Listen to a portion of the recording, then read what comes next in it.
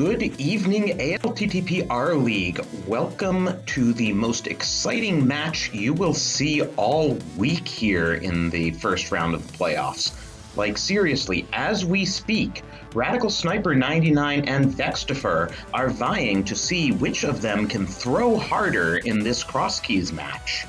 Find out in 2 hours. Anyway, in the meantime, I'm Drossi here with Danny Music. How are you doing? Looking forward to all this? Hello, Drossi. Yes, I am absolutely looking forward to this, although I might take slight issue with saying it is the most exciting match of the week because there are a lot of exciting matches this week. I will say that it is tied with every single match this week for being the most exciting. That's how exciting these playoffs are. That is fair. I mean, we have 16 great Open League teams that have made the playoffs here, and a lot of these matches are going to go to Game 4. As you can see here by the one lit up Triforce piece on each team, this series is tied 1-1, so whoever wins this match will be up 2-1, but there will be a Game 4 here, one way or the other, and the teams are holding off on scheduling it until they know the result of this match. So with that being said, we are off. We see VeXtopher going down to do the Chris Houlihan start at the beginning, whereas Radical Sniper, also known as Jesse, doing the much more standard open play of grabbing the sign and checking tree poles. So already a little bit of route divergence. We're going to be expecting a lot of that with cross keys. For those of you who are not familiar with the mode, cross keys is a mixture of crossed entrances. So you can go into a random place and come out from the light world and the dark world and vice versa. And key sanity, which means that keys get shuffled into the overworld. So a little bit of information on Jesse's side. We find that Ganon is chilling in Hyrule Castle. And we find that Eastern Palace is at the Witch's Hut. Interesting. VeXtopher is gonna go in. There are 3 chests in Logic and 4 that are checkable if you're willing to do dark rooms with no weapon whatsoever, but knowing VeXtopher, he probably is. That's the kind of read that you make if you get it. And we see on Jesse's side, 1, early bombs from what would normally be the Graveyard Ledge Cave, and 2, the small key to Swamp Palace. That small key locks pretty much the entirety of Swamp Palace with the exception of 1 chest. So already a very nice find for Jesse to have. Yeah, of Swamp Palace and Key Sanity, we say that the small key acts like a big key and the big key acts like a small key. And Vex, meanwhile, found a Skullwood small key. The first Skullwood small key can definitely help with routing. The others aren't necessarily needed, except by logic, to beat the boss. So the presence or absence of small keys can give you a little bit of an indication about what the game logically expects you to do, but overall not nearly as impactful as the first small key. Oh, now that's interesting. Jesse finds Hookshot Cave at the Smiths, but decides he is not going to follow the connector even though he has the bombs to get through it. Yeah, I like this from Jesse. If you find Mirror or a lot of other potential items early on in the myriad of checks that you have in Kakariko, then it can make going through Hookshot Cave a lot better. Maybe you'll even find the hookshot or the boots, which would let you get an item on the way. And Jesse finds the flute in the back of the tavern. You love to find the flute in Kakariko because then you can just activate it right away and zip around the map at your leisure. Yep, speaking of movement traversal items. Including fluting to 2 if necessary, so Sniper could get to Eastern Palace very easily. And that Skull Woods is a green pendant. How about that?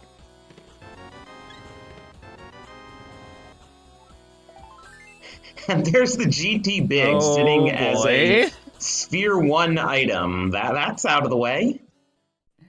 Alright, that makes you... Is this going to be one of the seeds where you have to do again in Tower Climb? Inquiring minds want to know. Tune in to this race and we'll find out together. And out of logic, VeXtopher finds the Quake Medallion, which we may or may not need this seed. We'll find out at some point when we see Misery Mire and Turtle Rock entrances. Ooh, and there's the back of Desert sitting in the bombable hut. Yep, we're going to need that to complete Desert. A play that you often see in cross keys is stealing the big key, or stealing the small key from the back of Desert, because if the other entrances of Desert Palace aren't too far away from your starting locations, it's possible to check the chests that are on the Desert Palace right side, and if you don't like what you find, do a hard reset in order to effectively steal a key there. Is the MSU playing Let It Be? It is. We're going with a little bit of classic rock this time around.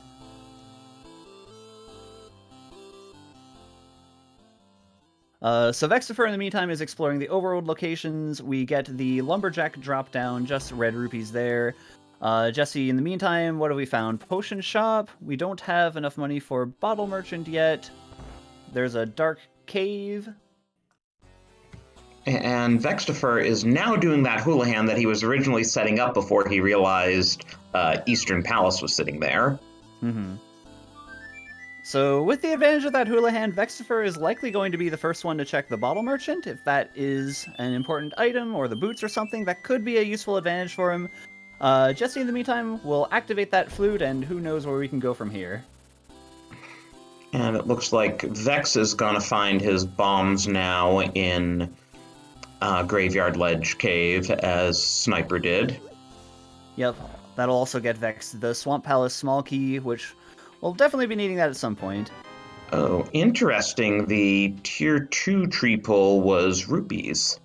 Bluebies, I should say. Yep. And speaking of Desert Palace, Jesse just found the small key to Desert in one of the houses in Kakariko, so won't have to worry about stealing a key dilemma today. If we ever find the front of Desert. Oh, there was the front of the tavern just outside of Kakariko. Not even that far from the back of the tavern. Yeah, they relocated in order to be more close to the thieves who get their patronage in the tavern. Gotta spend all that hard stolen rupees somehow, right? Mm-hmm. In the meantime, Jesse finds the well just waiting in the Lost Woods. Not gonna check that right away, gonna get the sword first, I guess. That's a nice find. Alright. I imagine Jesse will check it now. And yep, there we go. And VeXtopher is saving and quitting to Sank, so he'll be in Kakariko before we know it. Oh, and Cakwell is a nice find here in the Lost Woods. Though I didn't see what was at the Cakwell location. Oh, what was at the Cakwell location? Yeah. I don't recall specifically, but I do recall that Jesse just found a moon pearl. Yeah, definitely something you like to have early in cross keys, because you never know when some connector's going to take you to the dark world. Mm-hmm. So we have a sword early, and we have a flute early, and we have a moon pearl early. This is so far being a very benign cross key seed, and I think Jesse's play earlier of waiting to explore Kakariko before going through Hookshot Cave is a good one, because now that Jesse has the moon pearl, if you go through Hookshot Cave and find yourself in the dark world, well, hey, you can do stuff now. So I like that Jesse had waited on that earlier, and might see that pay off here. As Vex picks up his GT Big Key, I expect he'll get all the same items that Radical Sniper got out of CAC. Mm-hmm. So also important, we see the uncle in the Lumberjack location. So that means that we won't really be looking forward to... We won't be seeing an Aga Tower clear this seed, because we can get there already. Could Yes, still need the items from Aga Tower, it also tells us that Uncle did in fact sign up for the organ donor program when he got his driver's license, since he gave his entire heart to Radical Sniper. Oh man. Saving lives here. Speaking of saving lives, we are on 7 hearts already on Jesse's side. Okay, this MSU is just plain distracting. I guess it's digitized enough that we don't have to worry about like copyright infringements or anything. Mm-hmm. It's very cool, it's just distracting. Yeah. Also, both runners are waiting on Paradox Cave for now. Vex sees a small key on Spectacle Rock, the middle one. Not going to be able to get that yet, but good information to know. Ooh, and as Sank gives us dust in the wind in Lumberjack Cave, we find that it's just a shield, so we won't need to go back there.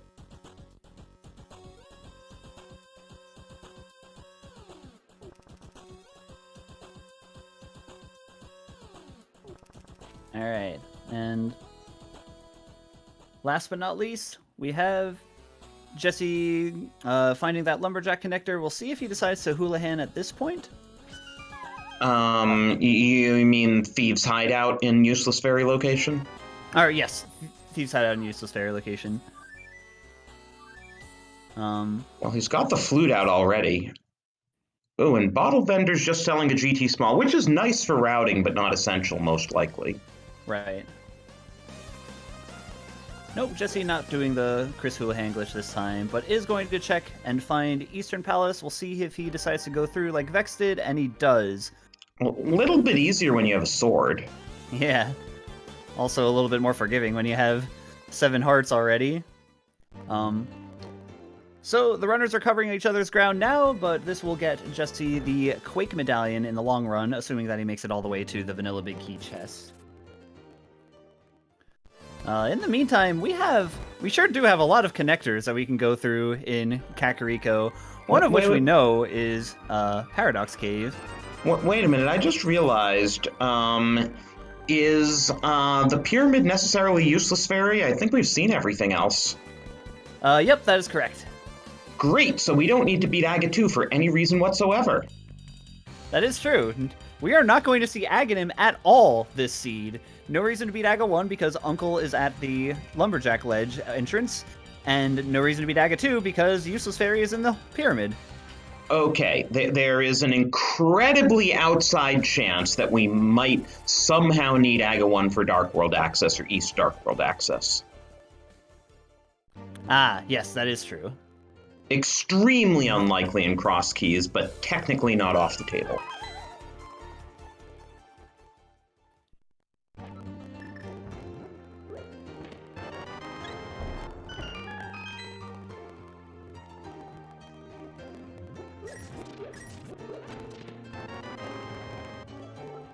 Of course, chat now wants to see there be required progression on the GT climb, which the runners have no incentive to do because there's nothing inside the pyramid. It would certainly be a rude location for now. But so far, let's enjoy this seed. Look at how nice and pleasant this opening is. You have so many options available. And honestly, for the reason that there are so many options available, it can kind of be intimidating. We have so many connectors to go through that are just in Kakariko alone, and with the flute, we can go to Death Mountain easily. A lot of stuff there. There's the South Shore checks. There's the Ice Rod Cave area checks. There are a lot of things in this world that we can do. So, with that in mind, where do you think the runners will go? I'm guessing South Shore, but then again, they could flute to the mountain. This being Cross Keys, there are more entrances on the mountain than what you'd normally get going to the mountain with no hookshot or mirror. Mm-hmm. Personally, if it was me, I would go through Paradox Cave sooner rather than later. Get those 7 items, you get to see where some of those locations end up, and since you have the Moon Pearl, if you wind up in the Dark World, that you can already do things in there. We also found Spike Cave not Spike Cave, Spiral Cave, one of those SPI things. Mm-hmm. Yeah, I'd give myself a little bit of an opportunity to find boots before going through that one, but hey, if there's something important there, you never know. You mean you don't relish going through Spiral Cave without the boots or the hookshot? I'm sure these guys do it every morning for breakfast. I mean, that is correct. I don't relish. I prefer mustard as my condiment of choice. But okay, here we see Jesse going through Paradox Cave, and I like this move. In the meantime, Vex is about done checking the Lost Woods general area checks that Jesse did earlier. We'll see what he decides to do.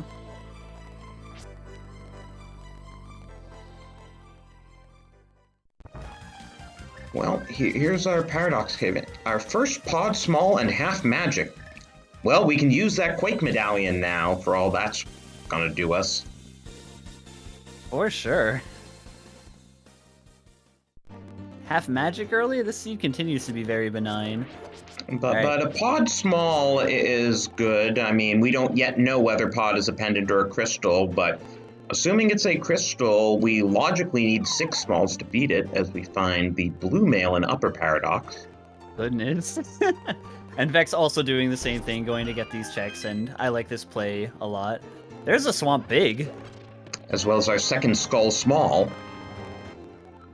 So even if the Swamp Small and the Swamp Big have different roles, we have found both of them before, finding Swamp itself and finding the Sluice.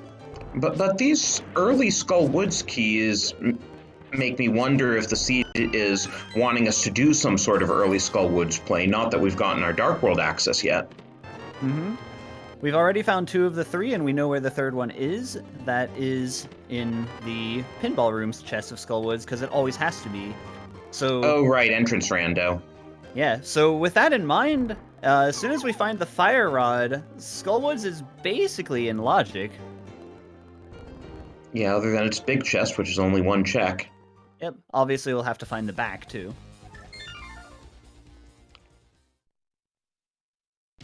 Alright, so Vex finds the Ice Rod...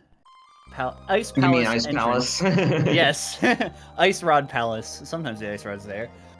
Entrance. That's one that you don't have to worry about anymore. So 1 less entrance that you'll have to check once you find the Titan's Mitts, if you find the Titan's Mitts. Ooh, and Vex is going to be the first of these 2 runners to follow the Hookshot Cave connector. Mm-hmm. Jesse, in the meantime, I believe finds Old Man Rescue Cave? I honestly have no idea how people tell these Death Mountain caves apart in the dark. Well, but that does look like the motions for... Yeah, judging by how he's moving it. So, wow, and his exit is vanilla, too. True. So what's nice about finding that one in Cross Keys is now Jesse will be able to start from Old Man Cave, and the front entrance and the back entrance to Old Man Cave will be different locations. In the meantime, Vex finds Hyrule Castle. Yeah, and meanwhile the, Old Man Home entrance is actually Laser Bridge, which has given us a lamp in our second pod key. So with that lamp find, that means that the Old Man Rescue is in logic now.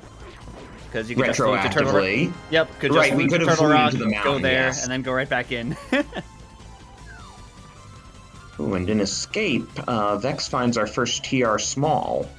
Again, assuming TR is a crystal, we will need at least 1 small key to get to Trinex. Logically, we need all 4, because you could use the other 3 in other parts of the dungeon.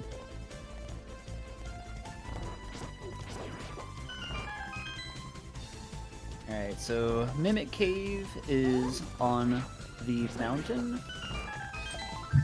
We'll see if anything good ends up in Hyrule Castle. So chat reminding us that lamp isn't actually in logic because of in entrance rando, the logic behind Laser Bridge that you need to have an invincibility item or the mirror shield for it to be in logic. Ah, right. That was formerly the logic in non-entrance, and wow, we get to Bumper Ledge and find the mirror there, which Sniper is immediately going to use. I don't blame him, because that entrance is only accessible by mirror, but it's just a chess game. Mm-hmm. That is a... What is going on in Vex's screen? Oh, okay, he's trying to set up a Death Warp. Yeah, that was evidently the right cave to go through, because the mirror is another fantastic traversal item to have early. And yeah, so Radical Sniper is definitely taking a bit of a lead with, the lamp and the mirror as good traversal items. Oh, and here's Ice Rod Cave. One more item here as VeXtopher goes for Dark Cross. What do you think, Vanilla Key and Dark Cross? That would be quite unfortunate. Hyrule Castle is an interesting one because the checks that are on the left side leading to Zelda Cell, with the exception of the one that would normally contain the map, are not in logic until you find the Hyrule Castle small key. Right, because otherwise the game, which assumes you use the keys in the dumbest way possible, assumes that you stole one of the keys in front to go to the back of escape. Mm-hmm. And where is back of escape? I Well, know we saw... Oh, right. It's at Magic Bat, so... with the mirror, we could now do that. Yep. So all Vex finds in the back was a compass to Desert Palace, I believe, in Dark Cross Room. Trying to take a Death Orb here, which is made a lot more difficult when you can't see the enemies that you're trying to die from. And you have Blue Mail. Mm-hmm. Jesse goes into Thieves Town and finds the blue cane. So that puts the lamp in logic. That does, you're right. There's our invulnerability item. But I believe that's fine. Yeah, we didn't need a dark cave to get to the dark world. Mm-hmm. Ooh, okay. Vex finds this connector for the Turtle Rock left and right entrances, but unfortunately without the mirror, not going to be able to check Mimic Cave or check the Spiral Cave entrances. Yeah, that's unfortunate that he's here without the mirror, and meanwhile, Radical Sniper found the first glove in Thieves Town, so that could help quite a bit. Another big, clear potential advantage for Radical Sniper.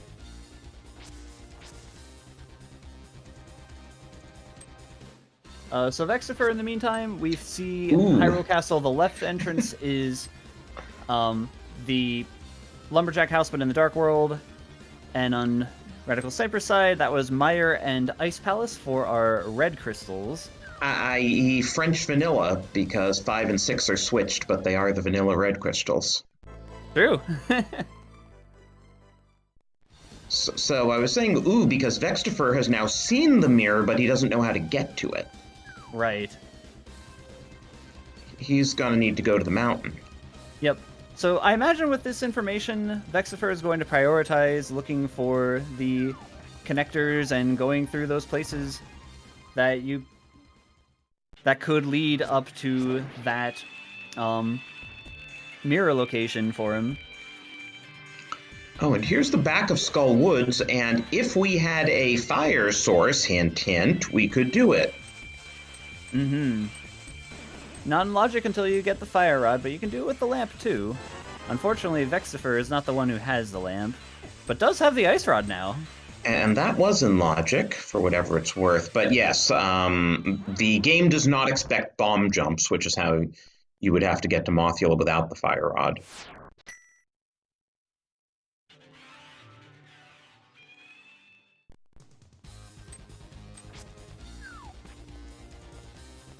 Oh, and we find C-shaped house at the entrance to Death Mountain.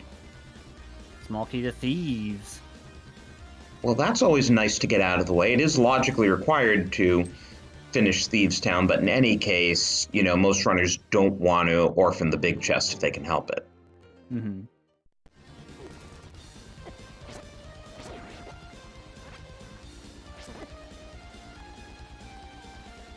So, Radical Sniper about to find Hyrule Castle. Let's see what he does.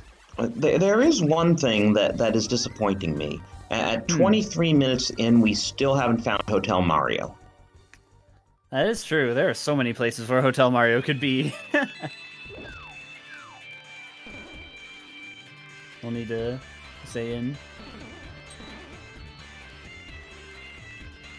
So Radical Sniper also going through Hyrule Castle, despite not having the small key already. We know from VeXtopher's side that it's not really going to yield too much, but I imagine that the temptation is a bit stronger for Radical Sniper, given that you already have the lamp for Dark Cross Room. In the meantime, let's see what Skull Woods has to offer. Right, so the Those Gibdos will cooperate. VeXtopher gets a free elevator ride. Not that he wanted it, but he gets it. Yes, and Radical Sniper will find out that the all-important Desert Compass is in fact in logic.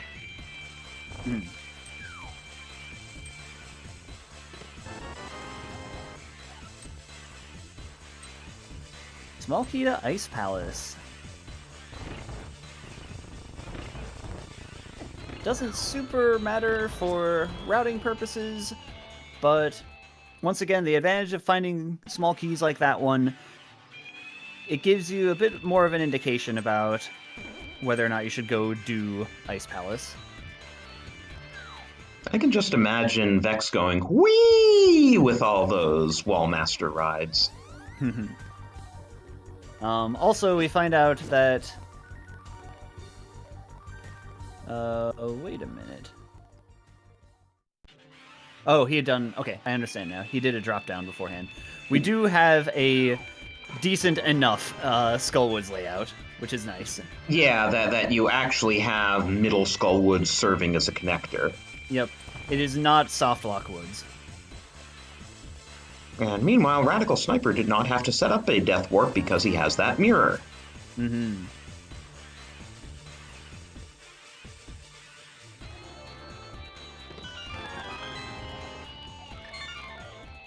Vex finds the Master Sword and gonna save and quit here. Well, that rules out the possibility that we would need to do Agate Tower to break the barrier around the Agate Tower entrance. That is true.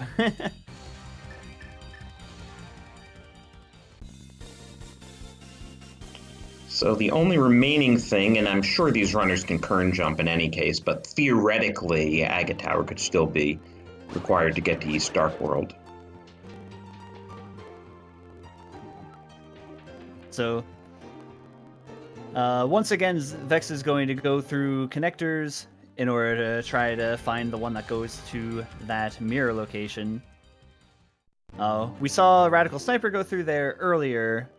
Vex had gone through the bottom one, or yeah, it was the bottom one instead, and got locked out by Ice Palace.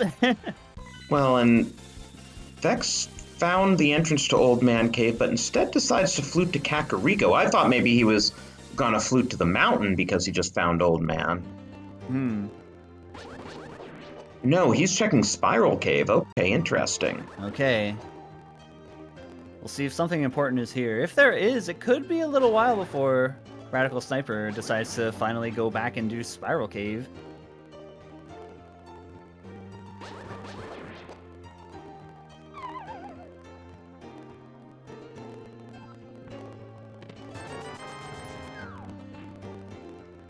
Just 50 rupees. But where will it put us? Ooh. Another place that would be really nice if we had the mirror. For sure. Next is and gonna also feel nice. really silly when he realizes how early he could have gotten that mirror. Yeah. That's another nice place if you have a glove too.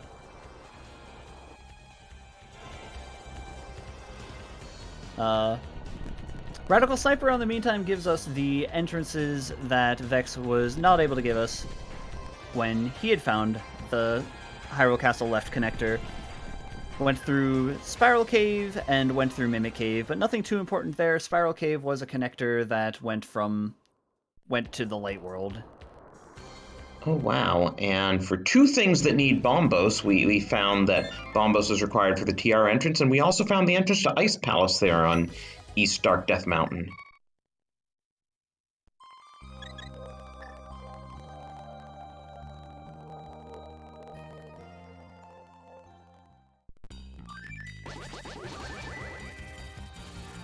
Okay, is Vex finally gonna go to the mountain and get his mirror?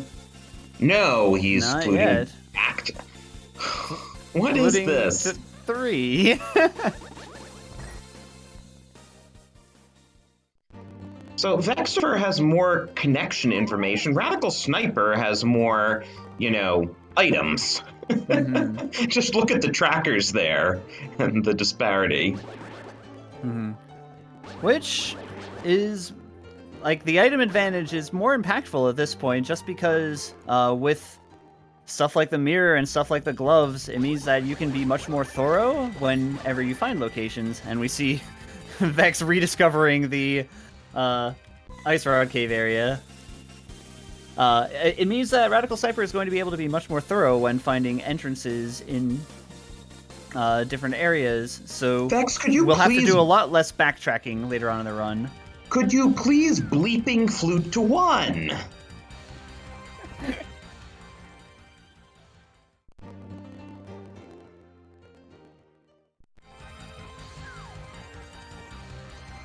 That one's a dark.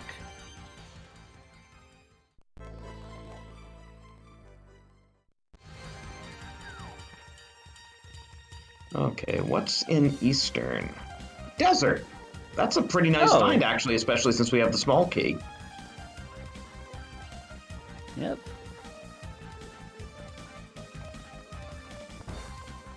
Man, at this point, what connectors have we not seen? All I can think of is Bumper. And Vex finds Misery Mire. Interesting.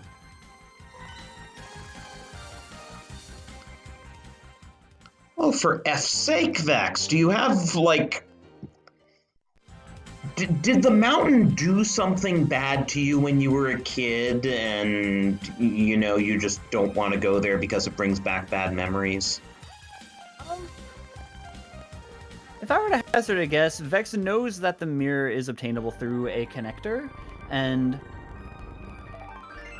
it would be more efficient to go to Death Mountain once you do have the mirror, because then you can also check the Tower of Hera entrance, which we know is Thieves Town now. Well, that's highly unfortunate since the connector is on Death Mountain. Right. And honestly, there's so many entrances on Death Mountain, it's not that unlikely, and meanwhile, the only thing we got out of Desert Palace was our 4th pod small, so if we ever find pod, that'll work out well for Sniper. Vex finds the dam, which leads to Ether Medallion as our sunken item. The dam was in the screen to the left of where the dam normally would be. And Thieves Town entrance winds up being left entrance to TR. Ooh, and here's Waterfall Fairy at chest game, but nothing useful there, and we don't have a bottle to see what that gets us. Nothing useful at Vanilla Mini Moldrum Cave. Alright, at this point, I think if you're Vex, you... Nope, nope, nope, right. not gonna go to the mountain, because... mountain.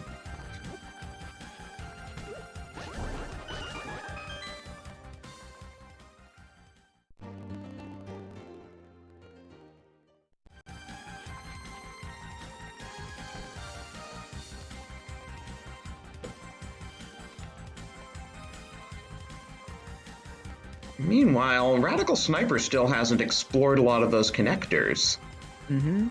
RadicalSniper also deciding to dodge Skull Woods for the time being. Not gonna pick up that Master Sword, but he might be waiting for the Fire Rod to get the back right away. In the meantime, RadicalSniper does find the back of Skull Woods, and will grab that Ice Rod, and can beat this dungeon if he wants to.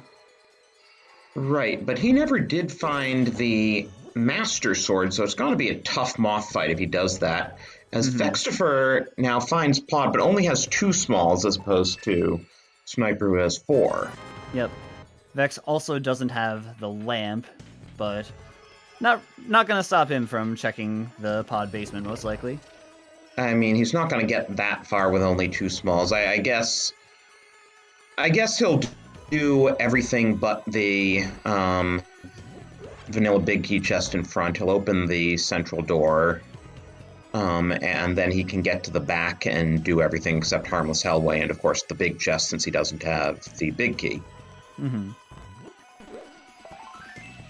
And we haven't seen a bottle yet for the potion camera unlock glitch. I don't know if these runners can or would be inclined to mimic Clip at this point. But Or not. yeah, I guess we're not going to be inclined to mimic Clip if we just find the bow in pod. Nothing like a bow in pod, except if it's a bow in Eastern, right? The classic Rando experience, bow in pod.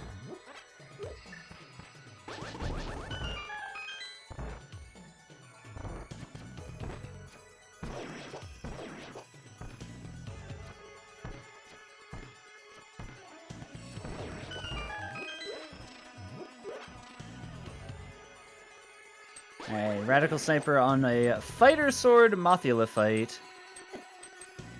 Does have blue mail and does have plenty of hearts for it, though.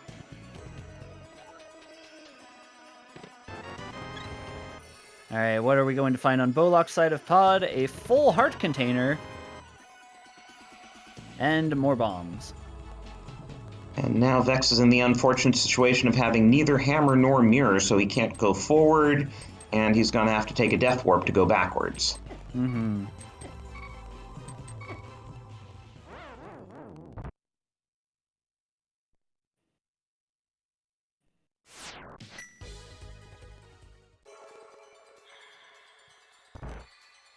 Alright, nice Mothula moth goes fight. down. I mean, 10 hearts and blue mail does help, and that's our first bottle. How about that?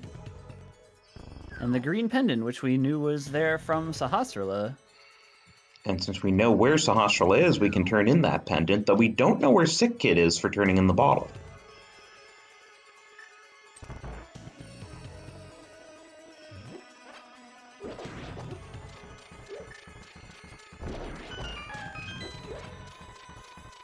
Alright, in the meantime, Vex is going to give us what the back of pod has. So we know that the checks that Vex is getting are actually in logic at this point, because Jesse has both 4 pod small as well as the... But for Vex, these would be out of logic.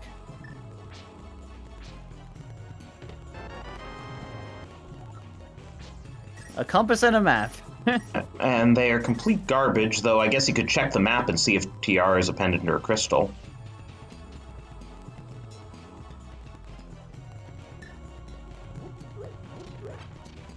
And what's a graveyard ledge? Just another fairy. They're there for a good view.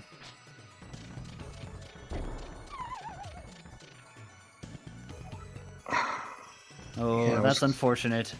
Yeah, that did look a little too far over for Hammer Yump. Mm-hmm. Or it could have just been an unorthodox setup that he got slightly off. Mm-hmm.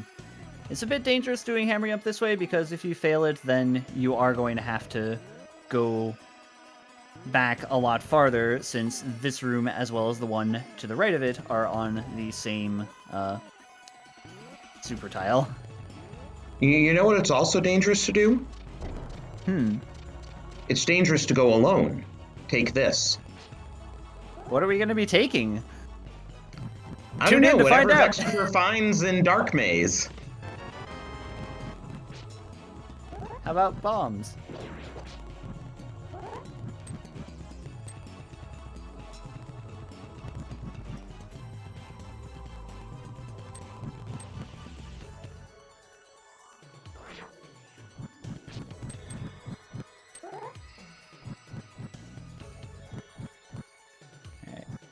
Vex, I think, is getting a little bit turned around in this dark maze. We only saw one of the items so far.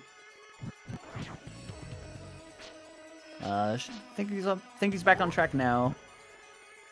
No, He's maybe not. getting roasted by multiple Kodongos, and nowhere near the top of the screen, judging by those fires. There we go. Alright, 300 rupees. That's Zora money. And Zora's in logic, since we know the glove's in logic. Yep, that's true. So Radical Sniper gonna find the other side of Oh no, that wasn't Hyro Castle. That was Spectacle. Rock Cave.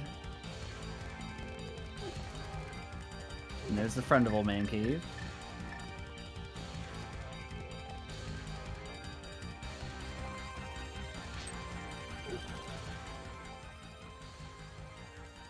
Yep, so Vex continuing to dodge the mountain does find Brothers Cave. If you go through here, you're going to wind up in Spiral Cave, and that'll put you on the wrong side of the mountain, at least. Yeah, and with no items to traverse the mountain. Yeah, not too many entrances you can do here, really just the bottom. But it does give him the full heart container that we saw Sniper get out of Vegeta.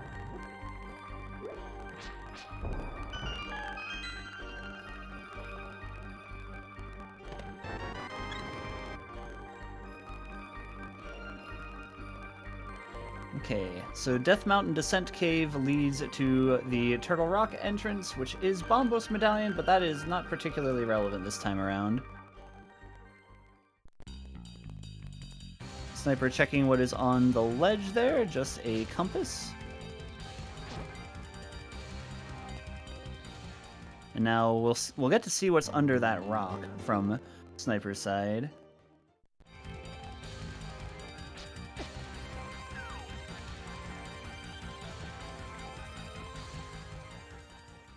Super Bunny Cave.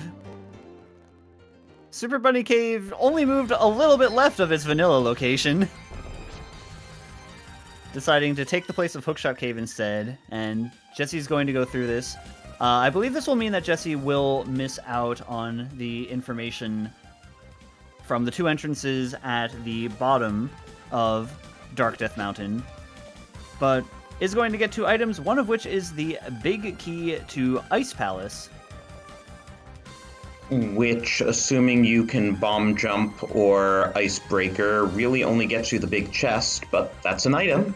Yep, that could be important, you never know. Not that we can really do much in Ice Palace right now without Bombos Medallion or Fire Rod.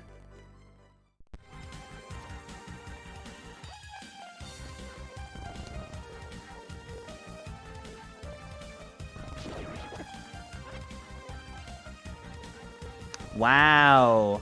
Green Pendant Turn-In for the big key to Desert Palace, which we don't know if... Yeah, but the back of Desert is right here, so I would have to imagine, especially with that nice Ice Rod and half magic, Landmo should not be too bad. Yep, we don't know the pendant crystal status of Desert Palace, but one way to find out, but that was... If this is a crystal, then that was a required item on a boss of a pendant dungeon, so... Chat is saying we have at some point confirmed it was a crystal. Okay, well, that explains why the game was giving us 3 Skull Woods keys. Yep, though we still don't know where the Fire Rod is to logically put that all together. Oh, yeah, right, of course.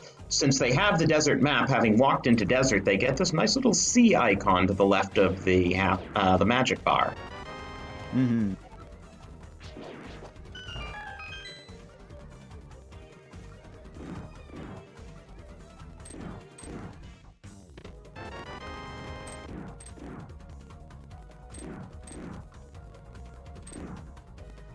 All right. Ice Rod takes a bit longer to shoot those projectiles than it does for the Fire Rod. Yeah, definitely hard to get the rhythm down with if you're not used to it. Mm-hmm. And Sniper's running out of magic if he can't do it this time. Yeah, beating him with the Fighter Sword isn't the end of the world, but does succeed with the last shot there, so that's fine. To get our 5th pod small, which is really all we need if we hammer jump. Mm-hmm. In the meantime, VeXtopher going to go through the Turtle Rock left entrance. Has to be a bit careful of these pokey enemies.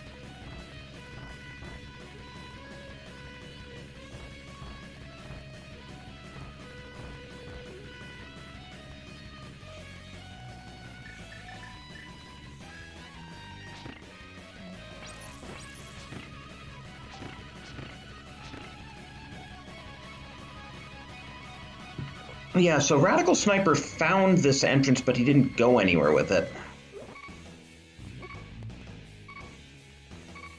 This is some pretty swag Ice Rod use, trying to get the key from the pokey there. Yeah, still has to be careful. One hit from an anti-fairy, As such you as say that. that. Such as that. Well, Vex gets to try again.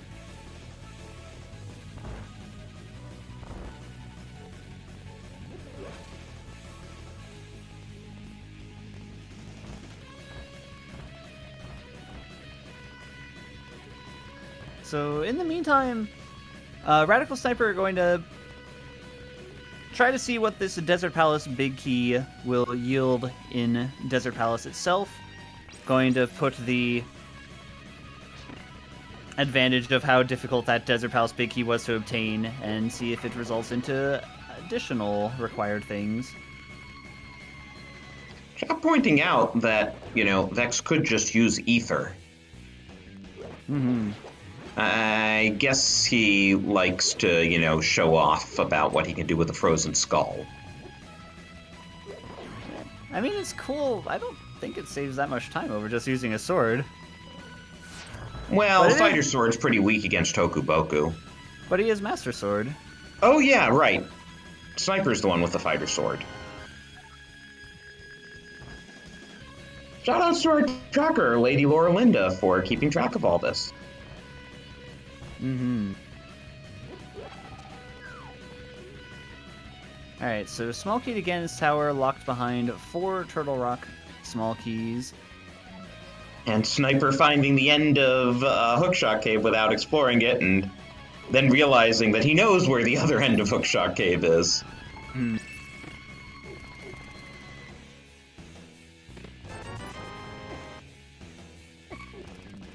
Hey, how did Sniper get to the Misery Mire area? And Swamp Palace is there. Oh yeah, I don't know what connector he took to get there.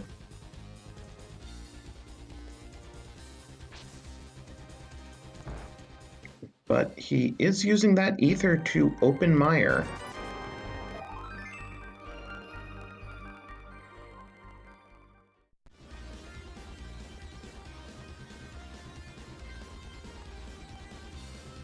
Fairy Ascension connector.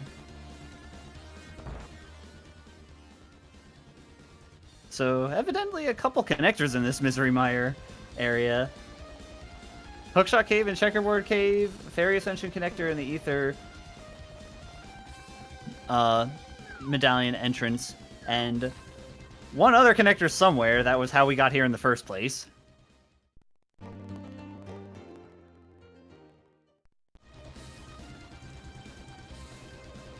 Oh, and we find Chest Game at Mire Shed for all of a big 20. Which means we actually lost money on it. We effectively paid 10 rupees for a bomb. Even the bomb shop gives you a better deal than that. Right, I guess 50 for 10 is the going rate, so we just paid double price. There's Ganon's Tower. That is an interesting find. This was at Desert Main entrance? Mm-hmm. Digging game just with a heart piece after a lot of days. Wow. That's the Boots and Hope Room. That's kind of a big deal. Yep. Alright, well, now we gotta check the torch. Especially with all these bonk rocks that are lying around. Ooh, that's a big key. Oh my goodness. Big key to Thieves, and we already have the small key to Thieves, though we don't have the hammer. But that puts blind in logic even without the hammer.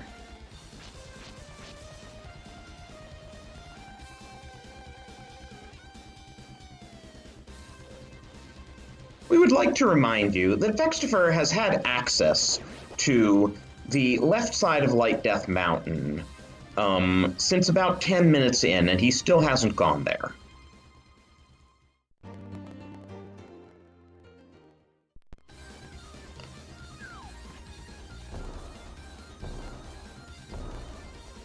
And Sniper checking both bonk rocks northwest of Link's house. Ooh, there's Blind's Hut. Nice. 5 more items.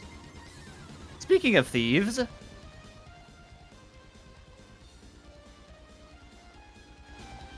There's Hotel Mario. VeXtopher will now always be a winner in our hearts.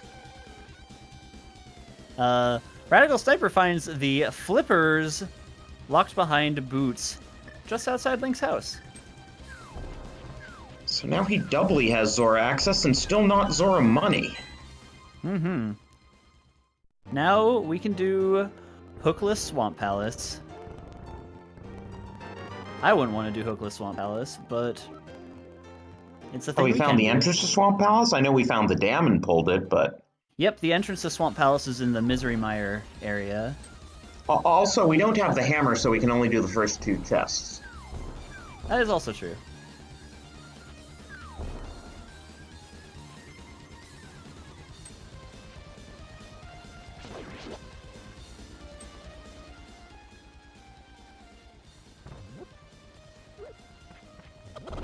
Alright, VeXtopher finding Chicken House.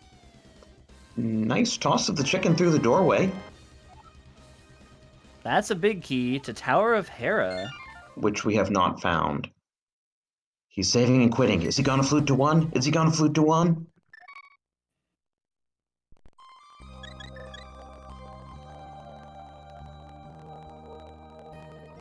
Alright, starting at Sanctuary, the flute is out.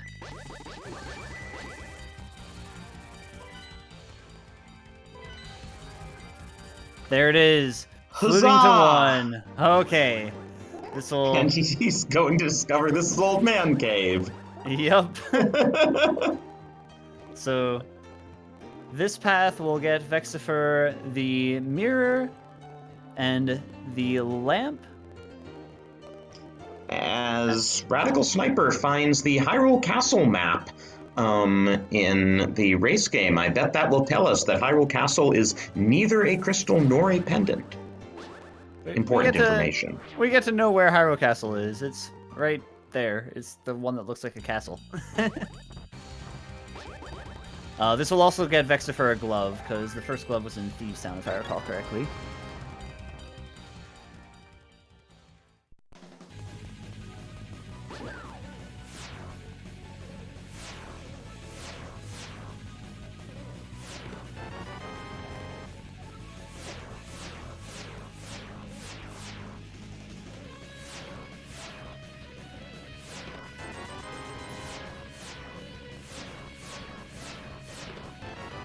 So where's Radical Sniper off to?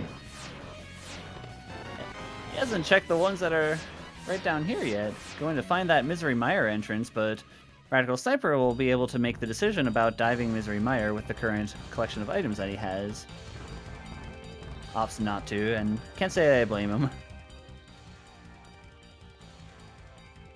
With the boots and with a fire source already, you can do Misery Mire for 6, but obviously you can't beat the dungeon without the big key and without the red cane.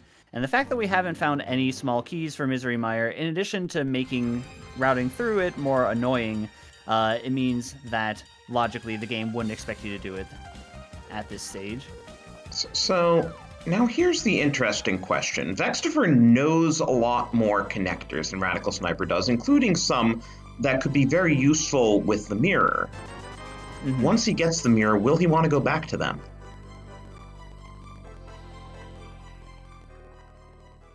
I think at this point, yeah.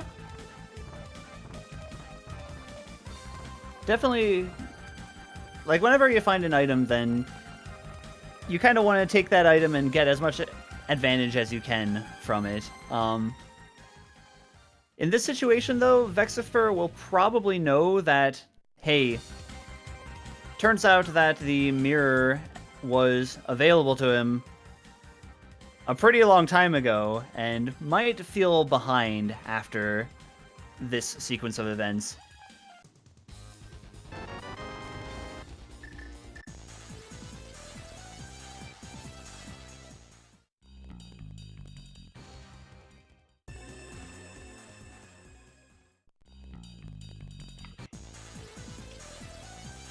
Again, moral victory for VeXtopher that Radical Sniper was not able to get the Cuckoo Toss down.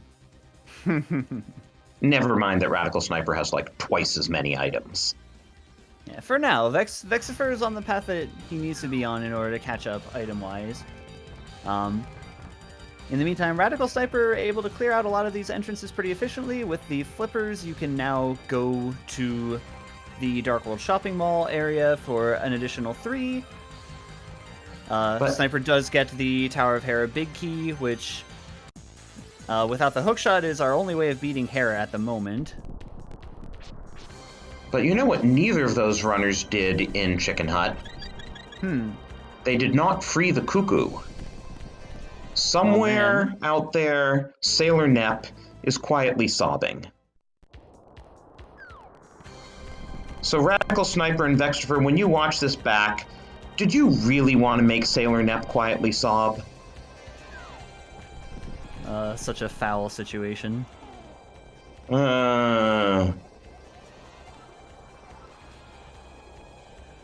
Alright, so Vex is at the bottom of Dark Death Mountain for now, and is going to be climbing up there. That's good, because this will eventually get Vex up to Thieves Town in the Tower of Hera entrance, which is where he'll need to go in order to find that glove. And Radical Sniper, with his extra keys, will be doing these 2 extra checks, Manila Big Key Chest and Harmless Hellway, that we did not see from VeXtopher.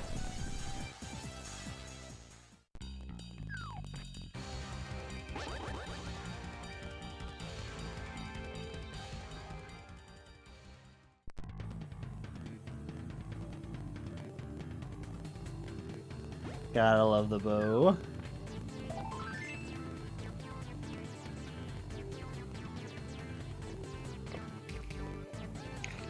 I forget, what did we... Oh, right, we got the glove in Thieves Town. That was the big thing here. Yeah.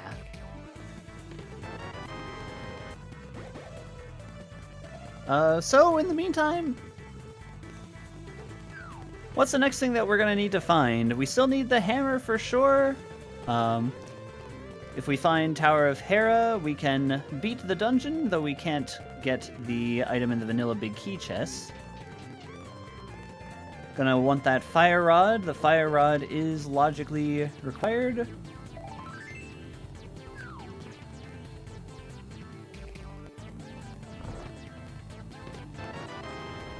Gonna want that Cane of Samaria for Crystal Misery Mire.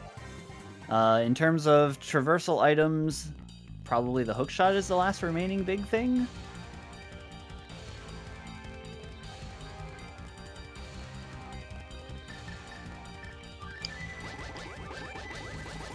And the hammer to some degree.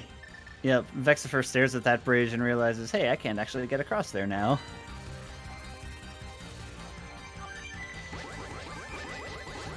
And is now thinking, where the heck am I going?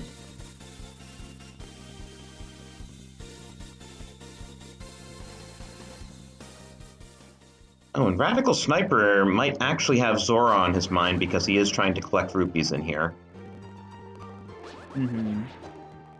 With the flippers and with a glove already, you can do the Catfish Zora combo play, and it's very satisfying to get that chunk together.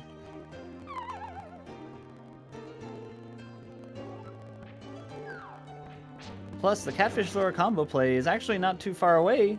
If you are Radical Sniper, you can do the Dark World Shopping Mall area just by taking a quick swim across Lake Hylia, and then there is a whirlpool that will get you right over to where Catfish is.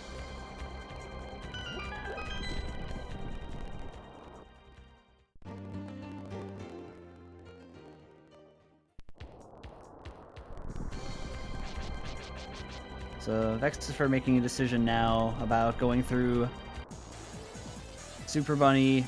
We're going down for the 2. Does have to do this one first.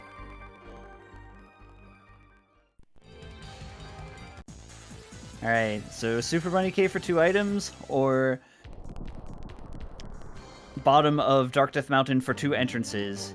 He, like Radical Sniper, is also electing for Super Bunny Cave for 2 items. One of which is the big key to Ice Palace, so I think that Vex won't really be regretting this decision. Plus, he can always come back in order to get those 2 entrances later. And we have the Bloomerang on Lake Hylia Island there.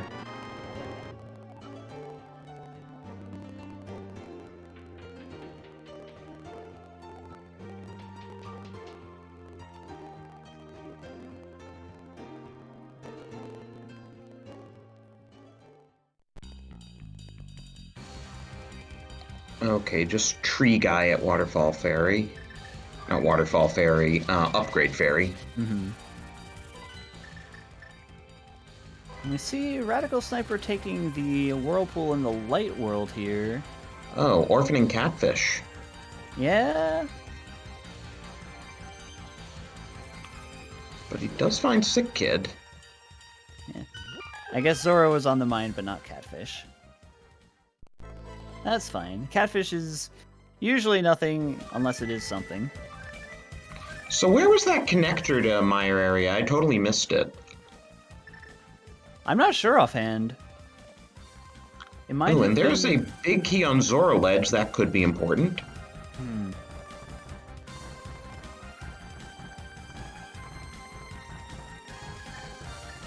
It might have been the old man entrance. Oh, that sounds like it could be right. Zora gives 96% off the contents of your wallet. What a deal! Ooh, TR big. I was actually kind of wondering if it might be that because that is kind of a big deal. Yeah, we've seen the right entrance to Turtle Rock already for that big chest. Don't currently have the hookshot or a red cane to put it in Logic, but Crystal Roller Room now is in Logic.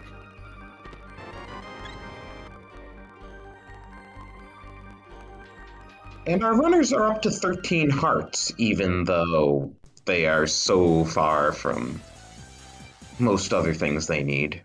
Mm-hmm. Alright, now Radical Sniper is going for the Dark World Shopping Mall play. Vex gets that small key to Thieves Town. We haven't been back to Thieves Town. Okay, So I believe that just first. showed us crystals at Thieves Town and Turtle Rock. Okay.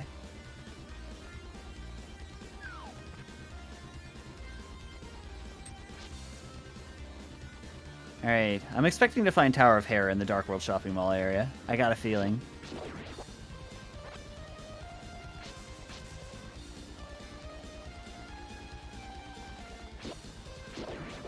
Nope.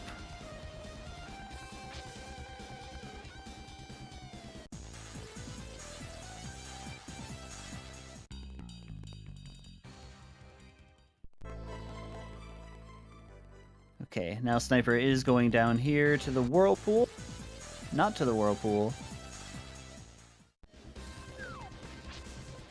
Ah, gonna run over for the pod area first.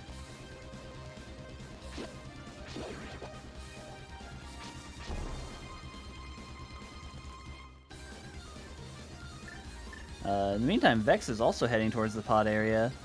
Looks like he's setting up to Kern jump in order to get to Catfish.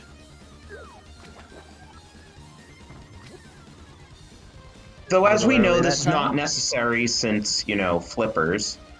Mm-hmm. But hey, if Radical Sniper orphaned anything at Catfish, we'll find out. Meanwhile, Hobo has bombs.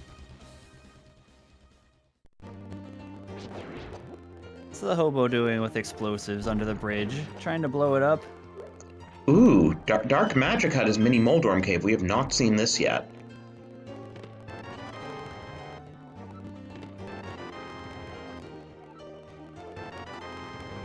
Now known as Compass Cave.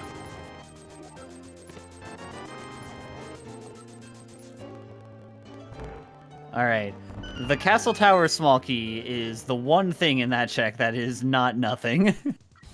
right as Radical Sniper finds Castle Tower, so VeXtopher, when he gets here, will have access to both chests. Mm-hmm.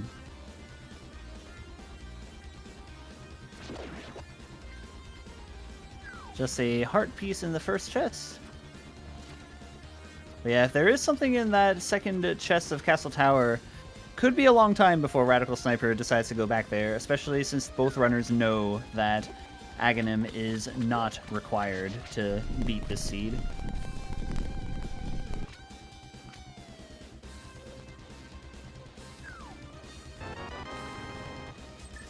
Catfish, on the other hand, just with a red rupee, so... Now, VeXtopher, you know, does have the bow, so he can try to do Splash Delete here.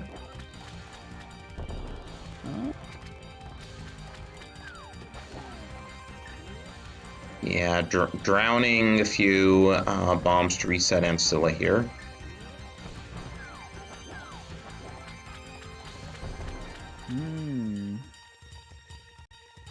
Yeah, it didn't seem to work too well. Forgoing it for now, unfortunate. Very unfortunate given the TR big key here. Mm-hmm. Meanwhile, Jesse has found Tower of Hera, and he does have the big key here. Even though he does not have the hook shot, he will be able to get up the vanilla way. Yeah, doesn't have the small key either for the one item in Hera basement.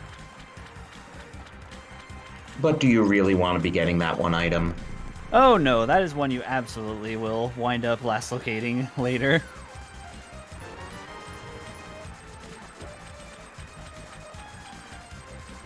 Alright, VeXtopher gonna give Splash Deletion another shot. Got one more chance at it with this 2 bombs, 3 arrows strat.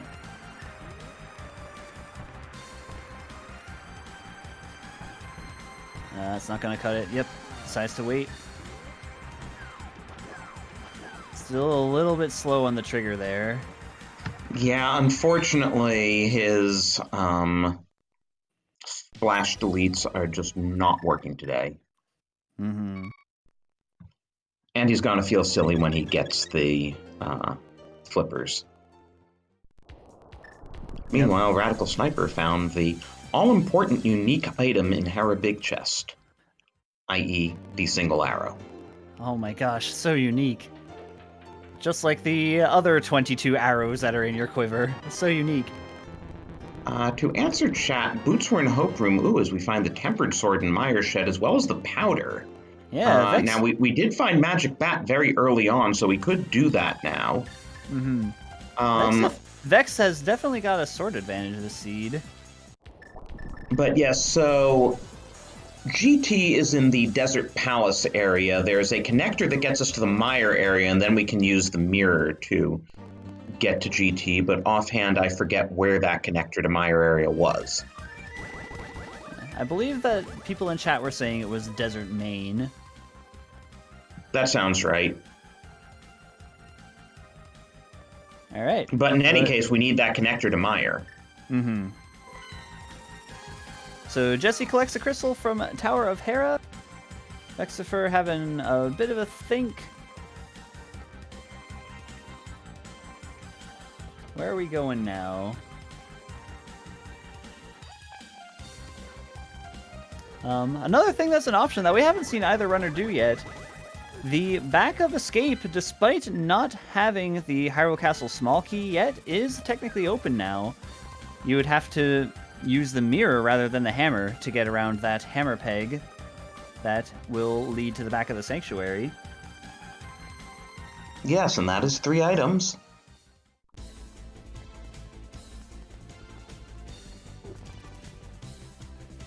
That might be what's on Radical Sniper's mind right now. Yeah. No, we're gonna need Titan's Mitts first. Oh, we do have Titan's Mitts. Whoa, when did he get Titan's Mitts? I totally missed that. I think that was Tower of Hera? Oh, must have been. And Tower of Hera was apparently also a crystal. Yeah.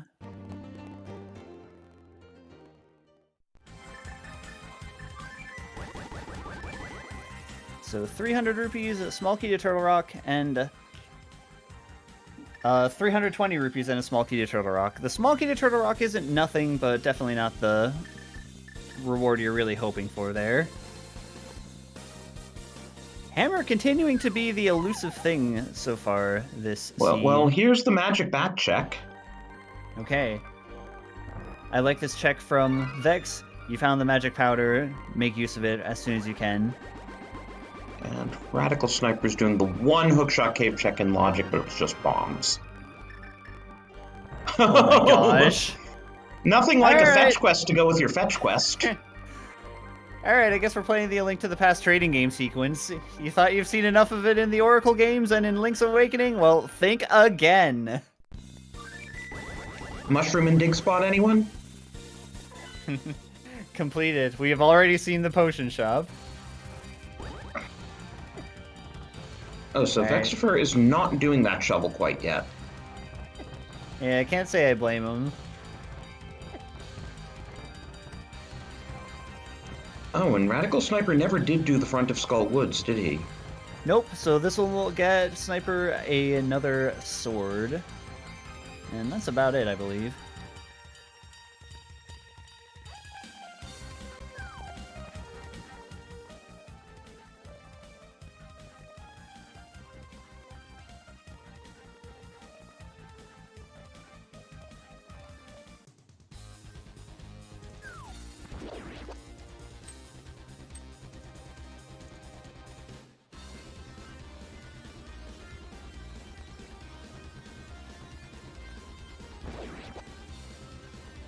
Alright, Vex, where are we going?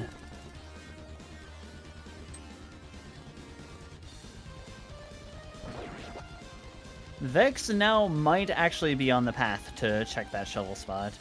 Going to do it the long way so that way you can route in left side race game as well as Cave 45.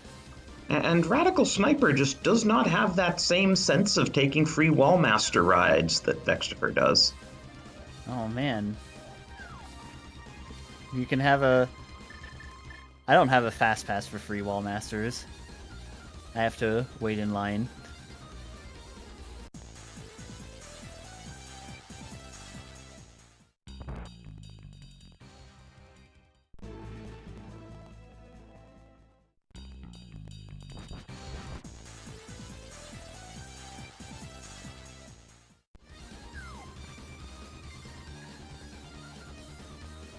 So VeXtopher decides to forego that all-important map of Hyrule Castle. Yeah, he might have scouted it when he was here earlier.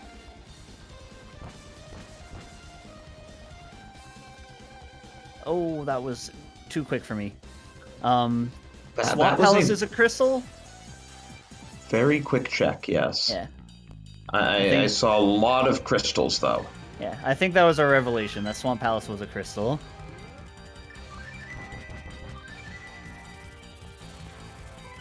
I didn't see if Pod was yeah, also I think revealed. I think we saw everything else already. So we still don't know what Pod is, but we know everything else in the... Actually, Pod must be a pendant by process of elimination because we know Desert and Hera are both crystals. That's true. So Pod and Eastern are our remaining pendants. So, perhaps that bow was not required. I say perhaps because we could still need the top of Ganon's tower.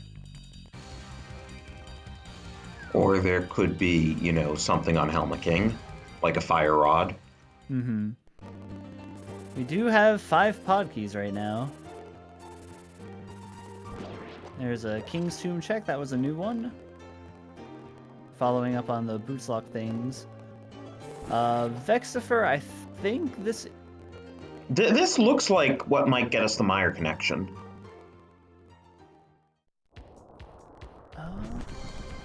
No. No, it was the Turtle Rock. Yeah.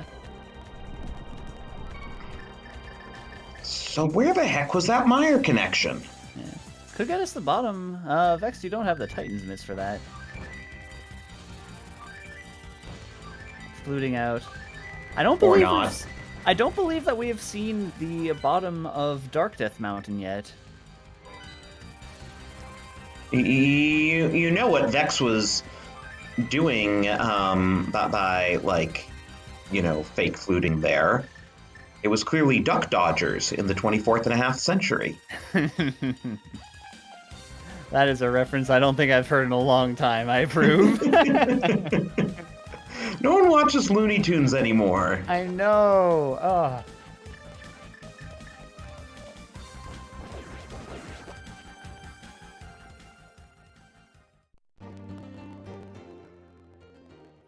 Alright, Radical Sniper finds Mini Moldorm Cave, which will get us CT key number 1, and a lot of things that take a long time to press through the A button, too.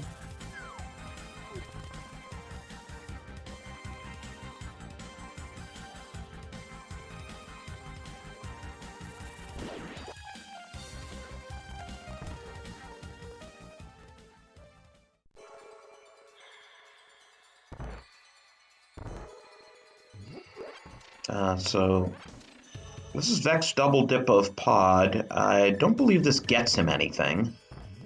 No, unfortunately. Hey, is Radical Sniper going to show us the pyramid? We still haven't seen that. Yep, I don't believe we've seen the Aga Tower entrances either. That's true.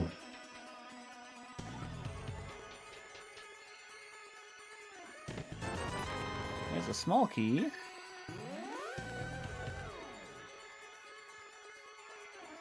Oh. Oh no. Just what you want to see, right? Not that small key. I mean, it's not that far away from Tower of Hera, but you don't want to see that one.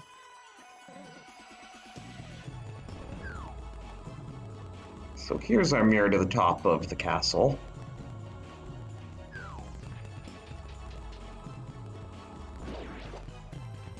Vanilla Pyramid Fairy for the red cane. And mind you, this has been available to our runners for a while. Mm-hmm. Oh, and Hype Cave too. All right, is it going to be a 10 out of 10 Hype Cave this time around?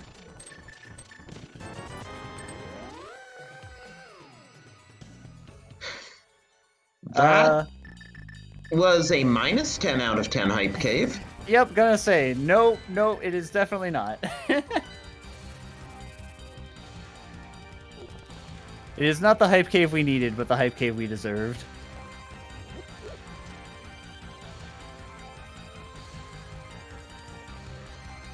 -10 out of 10, I agree.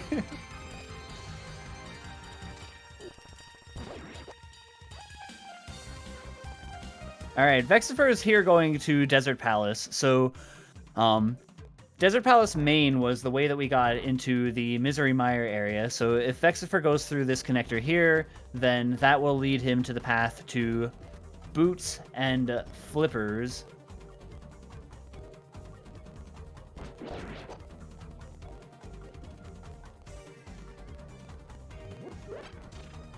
Oh, was it Middle Desert exit that was... Yeah, Middle Desert exit is how we get to the Misery Mire area. Oh. And Radical Sniper following up on the small key to Castle Tower from Mini Moldorm Cave right away.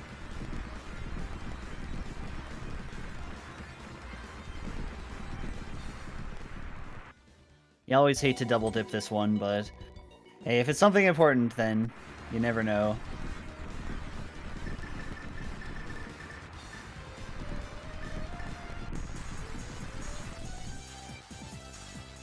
Vex, I believe, has already seen Checkerboard because Checkerboard was the Hookshot Cave back entrance. Yeah. And there's GT, almost backed out of it, realized I should do Hope Room, and he's going to be very happy that he does. Mm-hmm.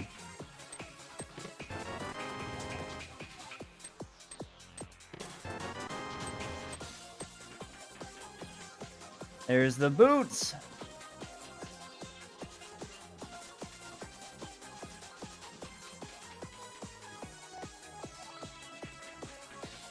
So, still looking for a lot of progression at this point. Well, I mean, if the hammer is in the back of Thieves Town, that could be interesting. That would absolutely be a spicy location for it. We also have the first 2 checks of Swamp Palace available. Now that Radical Sniper has the cane, we have a lot more of Turtle Rock that we can do. And we have 6 in Misery Mire that have been there for a little while, but we don't have any small keys to Misery Mire currently. And I think this is our first look at Crystal Roller chest. Mm-hmm. But nothing. That is also our, at least Radical Sniper's last look at Crystal Roller chest. But Sniper hasn't done any of Turtle Rock exploration yet, so we'll be able to follow Chain Chomp exit backwards and check the first chest in Turtle Rock, as well as find where the main entrance to Turtle Rock is.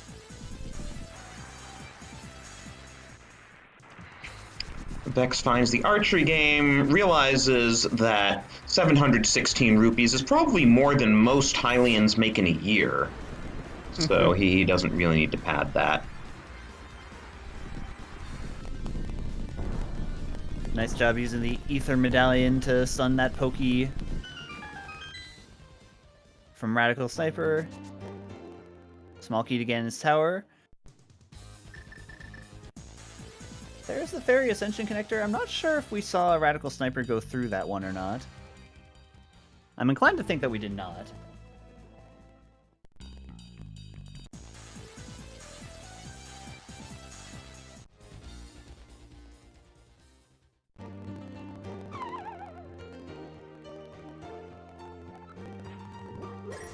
So regardless, we'll see where this one goes.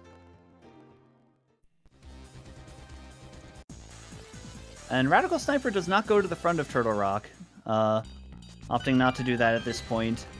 Well, only one item there. Right. Because the other 2 are fire rod locked. Yep, you do also get to see where that connector ends up.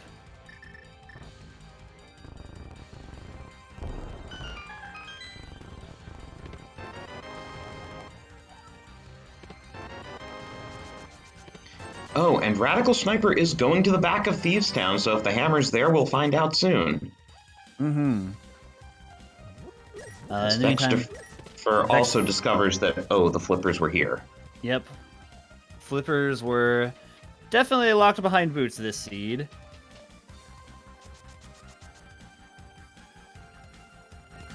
So that'll give a couple options. At this point, I want to see the hookless swamp play. I don't think the runners will want to do that for a long time, but I want to see it. Well, remember, it's the hammerless swamp play at the moment. That is true. But yes, we will need both that hammer and that hook shot eventually.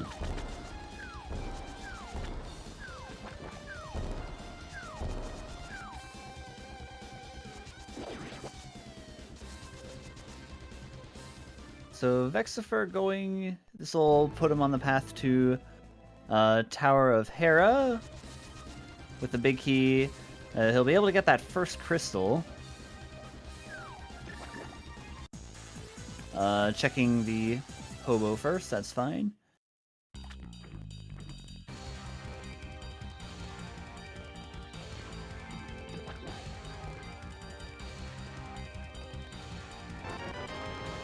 VeXtopher also passing up the Dark World shopping mall area for right now, but I imagine it won't be too long before he decides to head that way.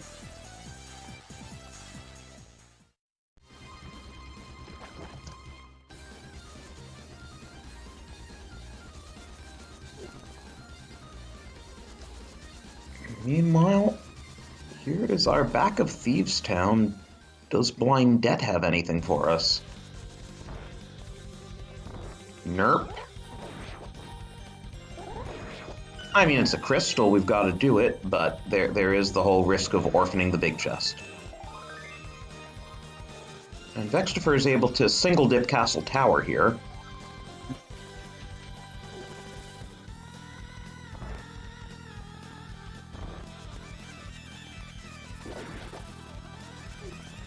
You know, the thing about doing blind with the Master Sword is he takes 9 hits. Yep. You know what the thing about doing blind with the fighter sword is? He takes 9 hits. Yeah. And if you're VeXtopher and you have the tempered sword, do you want to know what the deal with doing blind with tempered sword is? Let me guess. He takes 9 hits. Well, actually, he also takes blue cane, but yes, he takes. Oh, 9 yeah. hits. No, I was actually thinking it would have been swaggy, you know, Sniper had the blue cane out. I wonder if you could do the whole blind fight with the blue cane on if you have half magic. Probably not quite. I imagine that you have to turn it off for the phases where he's not vulnerable yet.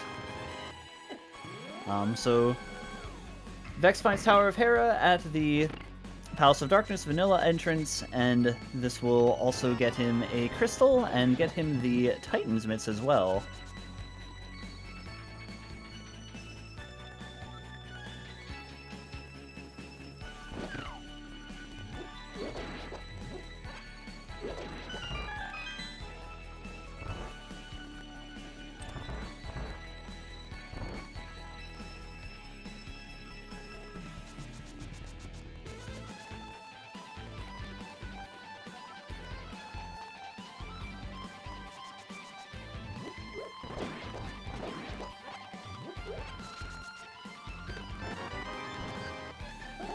There's the Titan's Mitts from VeXtopher. RadicalSniper going to drop into the middle cave here, and that will get him a sword. So, both runners are kind of catching up after what the other one had missed. Yeah, I think RadicalSniper is still definitely at a bit of an advantage just from having so much progression, and particularly the boots, a lot earlier than VeXtopher did. And there is that green pendant locking desert. Yeah, it might be a long time before Vex decides to do Skullwoods, especially since he knows that it's just the green pendant that is there. But now we're finally going to see what is at the bottom of Dark Death Mountain. Neither runner did this, but they both had the opportunity to do it for a while. Turns out it's Ice Palace. Vex did see the entrance to ice. I think he did that pretty early on because I remember him finding ice. Ah, okay. Which is a crystal and which we can't get into. Right.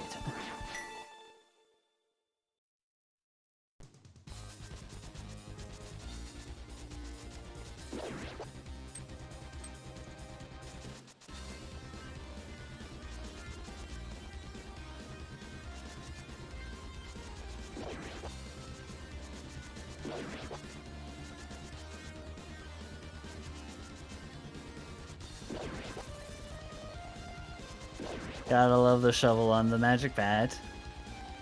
We'll see if Sniper decides to check that right away, considering he's already done most of the other things that Vex was able to combo into that shovel check.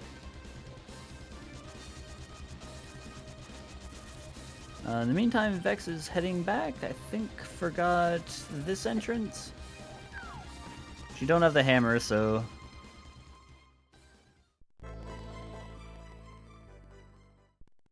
just a fairy.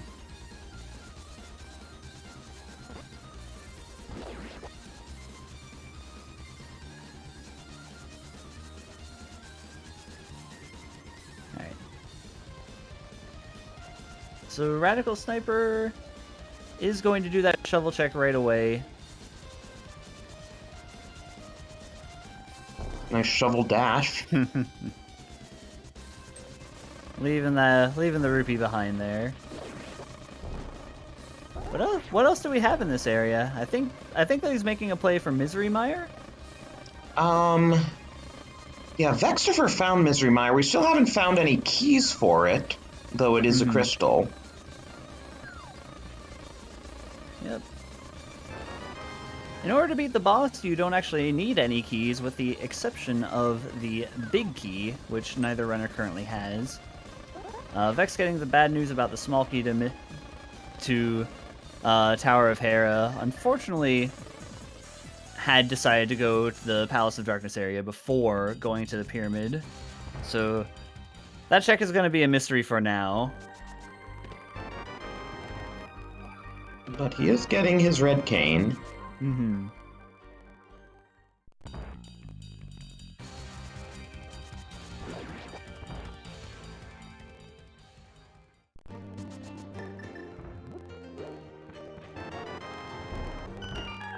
Alright. Getting ready for this 11 out of 10 hype cave.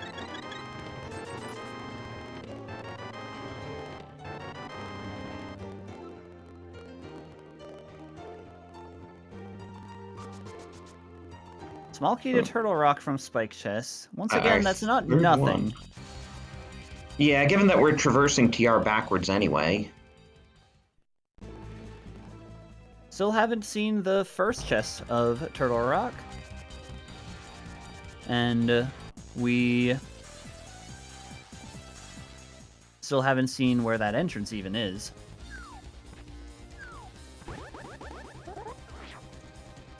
Okay, doing the highly out of logic left side mire. This is logically locked by all three smalls. Just a heart piece.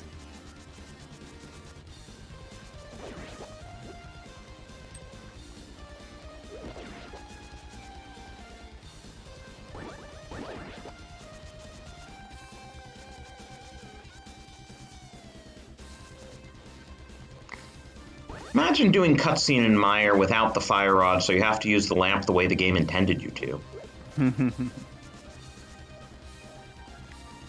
Okay, Vex is going to do...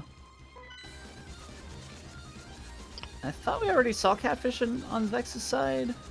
But he's going back to that big key, which as we know is the TR big key. Yep, didn't pick up the big key at Turtle Rock. And he didn't get into Waterfall either. Mm-hmm.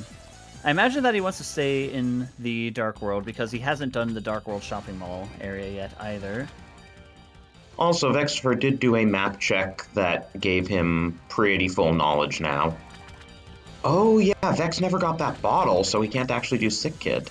Yep, that bottle was behind Mothula, which Sniper did with Fighter Sword. As Vex swims into his mirror portal and realizes, oh yeah, I wanted that big key.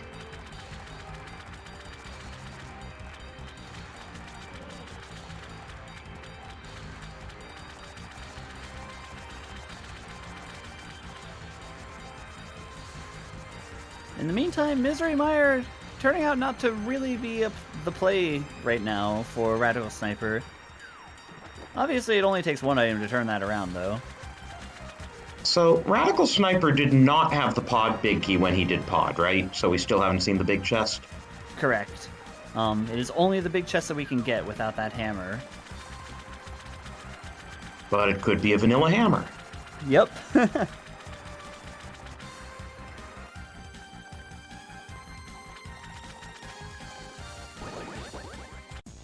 And Mire was just a whole bunch of junk, except maybe that... Did we get a TR small in there?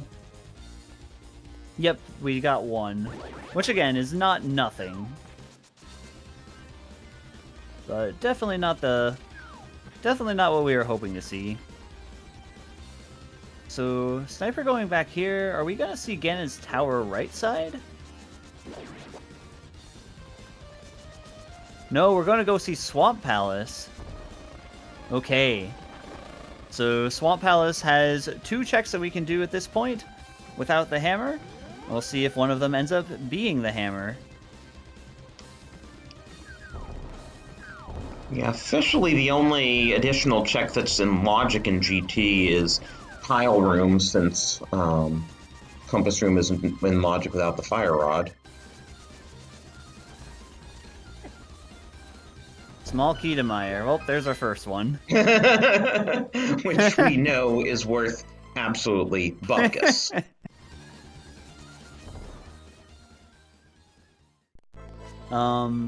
Yeah, I believe Hammer can be on the climb at this point. We have 3 GT smalls. Right, we have the bow, we can climb. One of those smalls is locked behind 4 Turtle Rock keys, but we do have 3 Turtle Rock keys at this point. So, Hammer on the climb, not that outlandish. At the very least, you already know that you don't have to beat Aghanim. Even though without the hookshot, you wouldn't be able to get validation chests.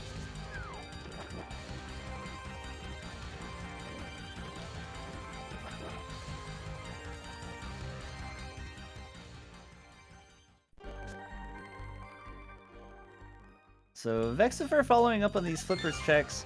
RadicalSniper gonna get some guaranteed items. We doing Smith chain here. They're slow, but hey, you're gonna get something from it.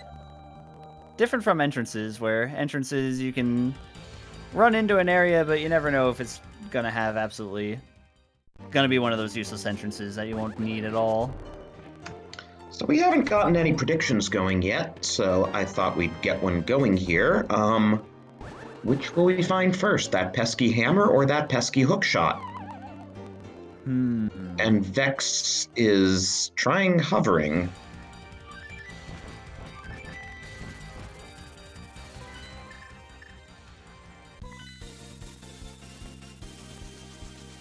Yeah, ordinarily I'd be inclined to say hammer, but let's make things spicy. I want to see the hookshot. Well, a lot of people are putting a lot of points on hammer, that's for sure. Wait. We just found hammer. Oh, I totally missed that. That was on the Smith. Oh my freaking lord. I think we're gonna have to abort that prediction. Consider the prediction aborted. Alas. I could do a hookshot fire rod prediction. Yeah.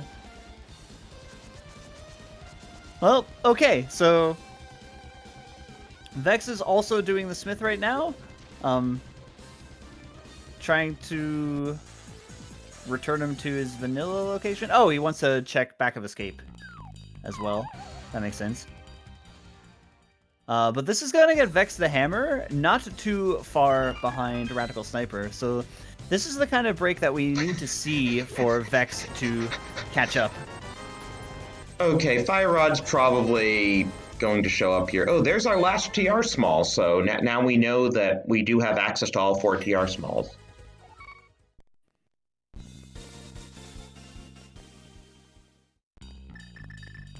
Alright, now with the hammer, I think Radical Sniper is making the break for Ganon's Tower. It's always interesting doing left side with hammer and not hookshot. There's not too much that's available in logic with hammer and not hookshot, but that won't stop Radical Sniper from basically being able to check all of left side. With some astute bomb jumping. So VeXtopher grabs that hammer, and we'll see where he decides to take it. Might be the same area. But Sniper... Okay, he is going to bomb jump here. I was going to say, I wasn't sure if he was going straight for map chest, which is the one thing in logic here. Gotta love using Ether on Stalfos. Yeah, not having to deal with that. Okay, VeXtopher going to go back into Swamp Palace. Oh, there's our final pod small. So interesting.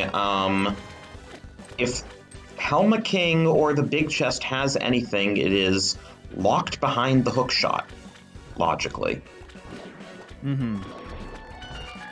That also has implications for the pedestal, which we now know hookshot cannot be on.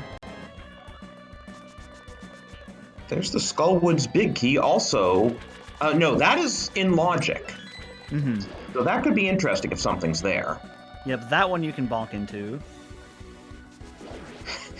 That Lagamarang sure has a mind of its own sometimes. Alright, so this is a key bit of route divergence that we could see make or break the game for Vex. If we find something like the Misery Mire big key here, then that'll make Vex able to clear Mire in one shot. If we find the hookshot or if we find the fire rod, that will mean Vex probably does Hyrule Castle or Ganon's Tower along with Radical Sniper. And even if not, he might do it anyway. Ooh, silver's in the swamp big chest. Not a bad find. Yep, we take those. Radical Sniper also gets the magic cape from... that one is hookshot locked in the double firebar room. Okay, I just saw something quick in red. I wasn't sure what it was. GT has its own map inside the dungeon, and Rando room not looking that great. Now we go to the back, Bob's Chest and Armos Knights, and this is interesting because this is logically locked by either the hookshot or the fire rod, but it could have the other.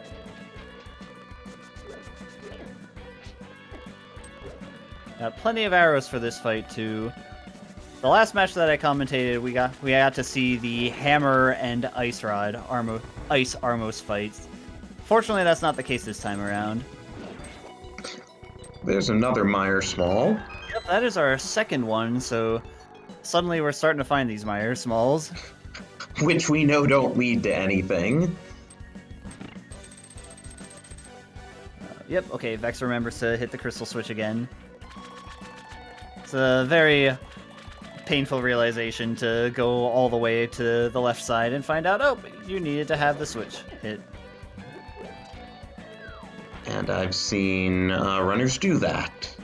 It's painful to watch, too. Alright, what is Ice Armor's going to have?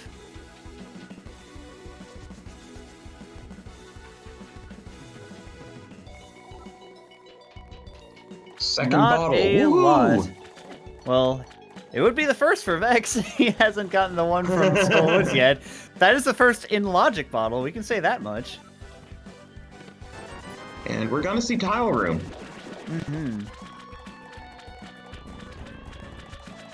We'll see if we also see Compass Room with just the lamp and no fire rod.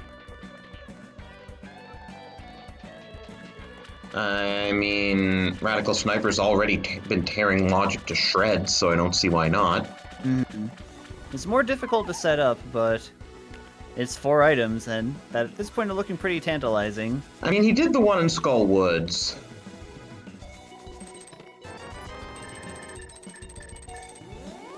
In the meantime, left side swamp unfortunately not turning out to be the play for VeXtopher.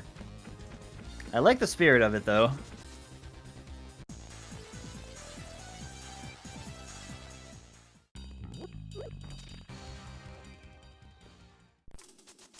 So VeXtopher also going to go into Ganon's Tower and probably check all the same locations that Radical Sniper did.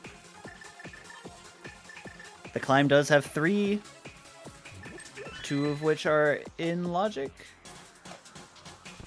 What? Oh yeah, without the hook shot, right. Can't get to that 4th one without hovering. Right.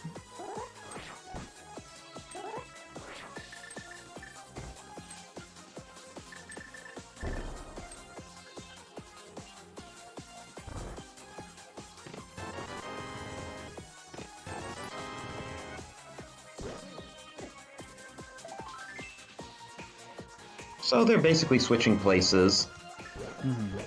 And while they've switched places, this is a good time to remind you to follow them.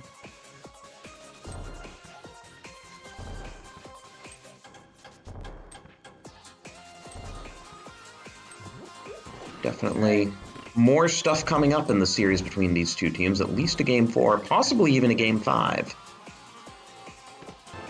Yeah, we want to see those co-op reference games. That is such a fun mode and will be incredibly difficult to keep track of. Speaking of keeping track of things, shoutouts to Lady Laura Linda for being our tracker this evening. Especially being a solo tracker in a cross keys match, that is a very difficult thing to do, and Lady Laura Linda is doing a fantastic job making sure that everyone remembers what was found. We are incredibly grateful to her. Alright, That's first cave. We haven't actually seen Bumper Cave, have we? No, we haven't seen either side of Bumper Cave. Though I don't know what we haven't found connectors to yet.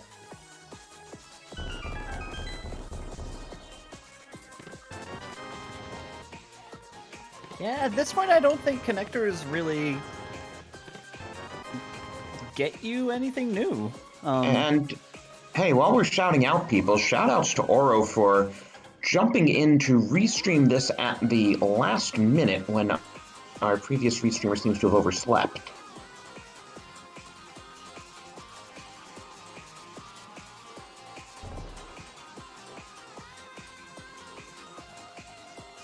No shout-outs to Radical Sniper and VeXtopher for deciding I was the one who needed to be pinged about this. You have the reputation for getting things done, Drosy. It is a pleasure to commentate alongside you.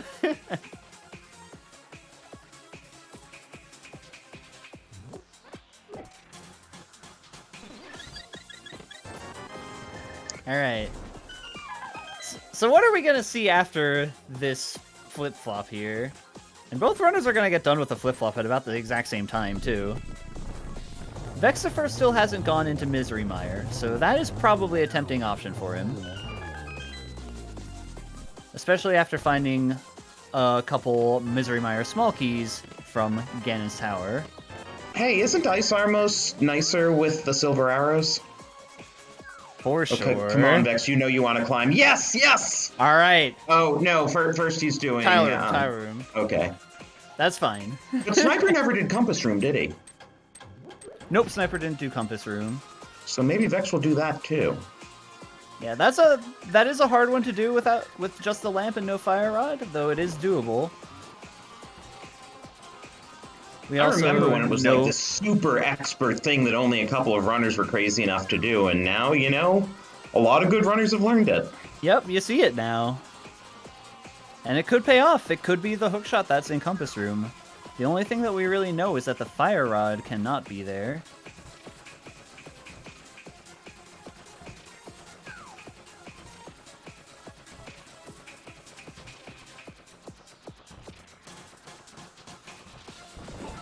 Alright, front of Turtle Rock. This is one check for Radical Sniper, but it could be an important one. And Vex is taking the Wallmaster, not going to be doing Compass Room yet, but is going back to... He is going to do Compass Room. Okay. That is confusing. That was not confused. That was not intentionally getting grabbed. Oh, so this is just Vex going, whee! Again. Yeah. Alright, Vex is going to do Compass Room.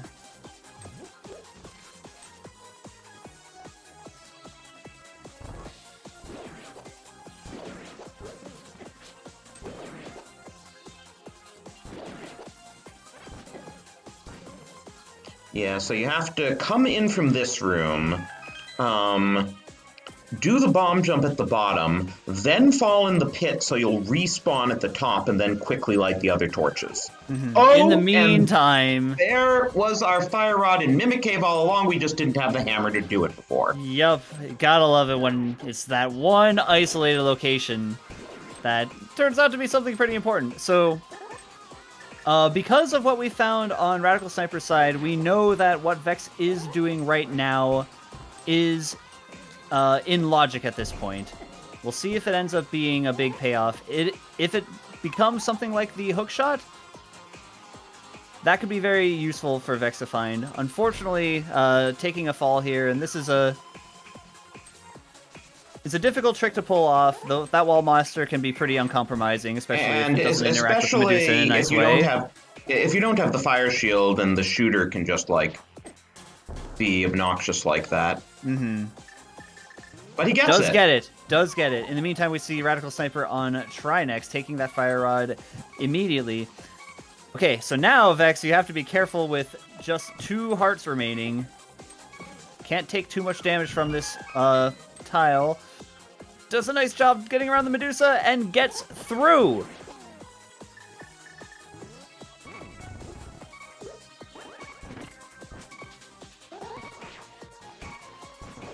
Still at 1 heart. No bottles.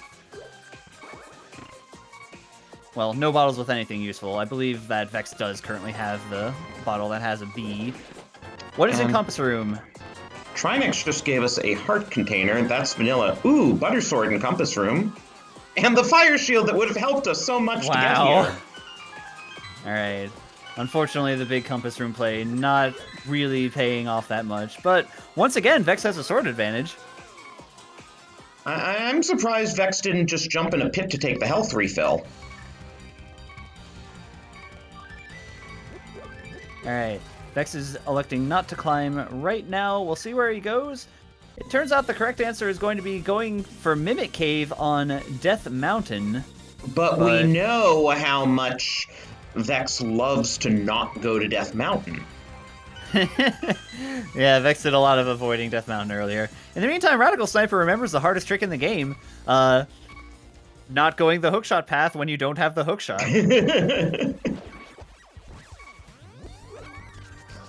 Muscle memory bites sometimes. Alright, Vex is checking a one-off location. This is the big chest in the Skull Woods. Only one item, but that could be the fire rod for all he knows. Could be the hookshot for all we know. Now he's taking the death and getting the refill.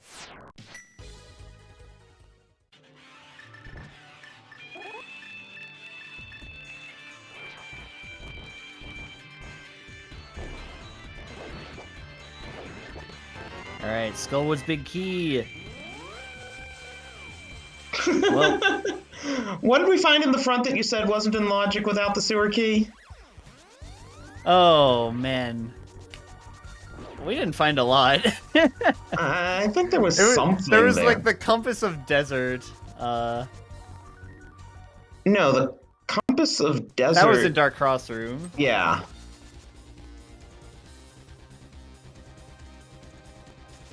Both runners have already done the front of Hyrule Castle. So Radical Sniper now has 17 hearts, which means that his teammate Kaysden has to retire, I believe. I'm not aware of this. Something about Kaysden once said that at 17 hearts he retires.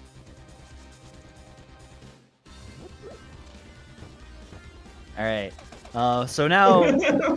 Oh, Zeruvian's telling me that this is actually the end of Radical Sniper's Rando career. I see. I don't know about that, but I do know that Radical Sniper is doing Ice Palace, and absolutely no reason why not to. You got the Fire Rod, you got the Hammer, you got the Red Cane, you got a Red Crystal at the end. It's looking pretty nice. He just needs the hook shot and the Meyer Big Key to be in go mode now. Mm-hmm. How about a Bombos Medallion? Well, rule of fire, right?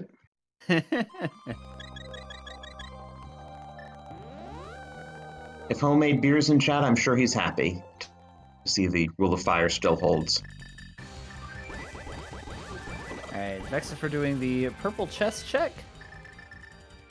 Another one-off. We already saw Radical Sniper do it, but... get a little bit closer to that Fire Rod, perhaps. Now keep in mind, Hookshot can still be on the climb.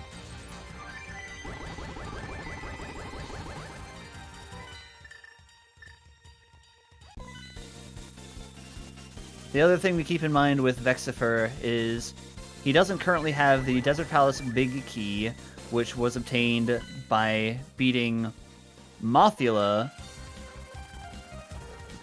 Radical Sniper had unpacked that chain of logic relatively early on in the seed, and that can be a pretty significant advantage, because that's one that VeXtopher is likely to put off.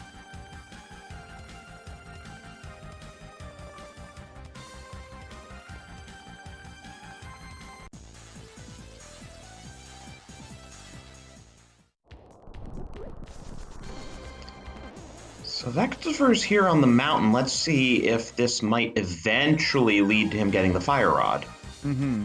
So this is going to be a Thieves Town play, and this is the kind of advantage that VeXtopher can receive, because Radical Sniper did not come here with the hammer and wasn't able to check the big chest. So if the big chest ends up being the hookshot or the Misery Mire Big Key, then that could be a pretty significant advantage for VeXtopher, since that is likely to be one of Radical Sniper's last locations.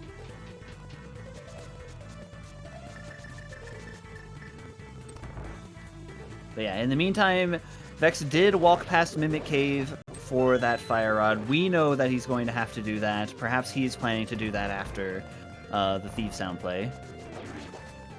Hey, there's our final Meyer Small. All right. Left side Meyer, for what it's worth, is in logic. Yay.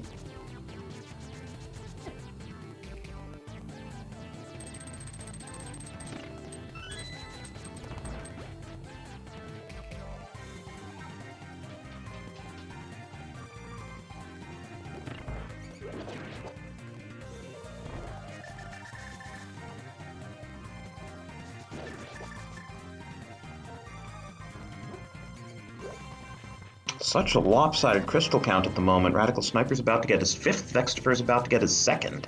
Mm-hmm. But as long as no one's in go mode, it is not a done deal. Mm-hmm. And the things that VeXtopher has left, with the exception of that pesky Desert Palace big key,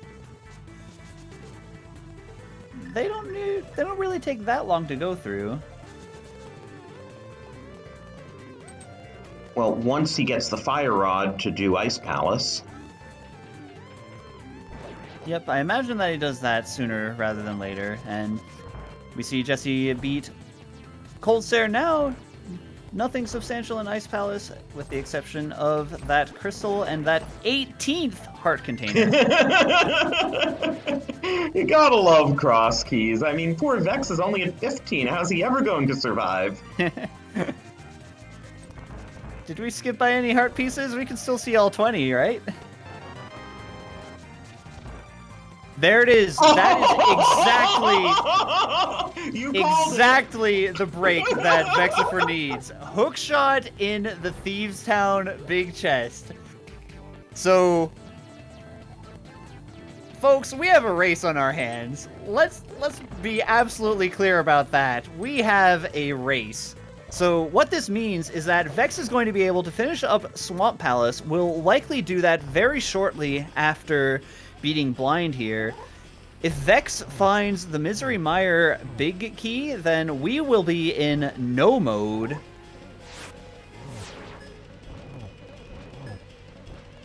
And of course we have the other 3 chests in Hookshot Cave as well that are now available. We also do have Moldorm's Last Possession. That's right. That Tower of Hera small key is still a potential option. Alright, so Vex gets the crystal from Blind. We'll see if he does Mimic Cave on the way down.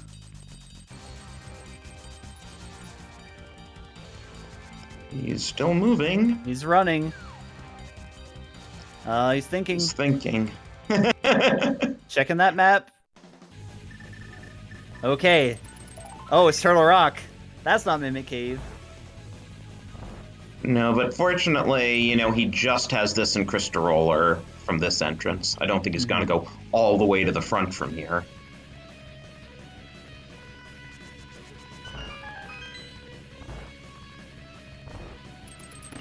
In the meantime, we're getting the climb from Radical Sniper's side.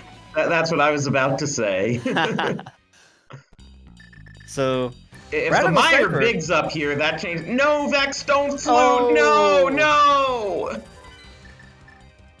Yep, alright, so Vex is missing the Fire Rod from Mimic Cave. What did Death Mountain ever do to him that he just wants to get off it whenever he can?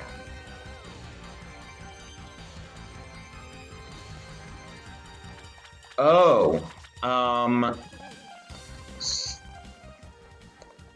chat wondering if VeXtopher might have marked Mimic Cave when he entered and therefore has forgotten that he never actually got the item out of it.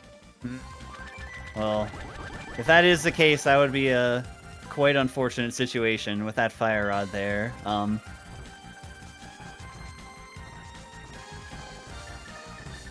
Oh, we see he's back on Death Mountain. Oh. This must be a Mimic Cave play because, yep. Okay, there it is. There it is. All right. So, Vex is going to get the Fire Rod here. That'll put him on the path that he needs to carve away back into this race. Radical Sniper still has the crystal advantage. Radical Sniper is doing the climb now. If the Misery Mire big key is found on the climb, then we will have all the information that we need.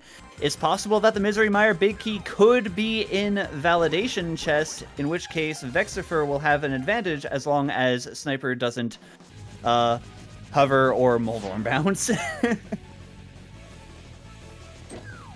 Yeah, Vex right away taking that Fire Rod, going to clear out Trinex, and we'll very quickly start catching up on crystals, because I imagine Swamp Palace is going to be right after this. Yeah, so then he'll be up to 4. The big advantage that Radical Sniper has right now is the series of events that he had kind of unpacked pretty early on in this seed, that you need to beat Mothula in order to get the green pendant to take to Sahasrahla for the Desert Palace big key.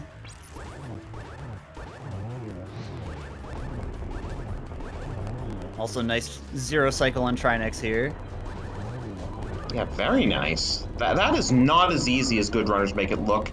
Oh, no. All right. Misery Mire big key found on the Ganon's Tower climb. So, chat, we are in no mode. We know where everything is. The runners don't.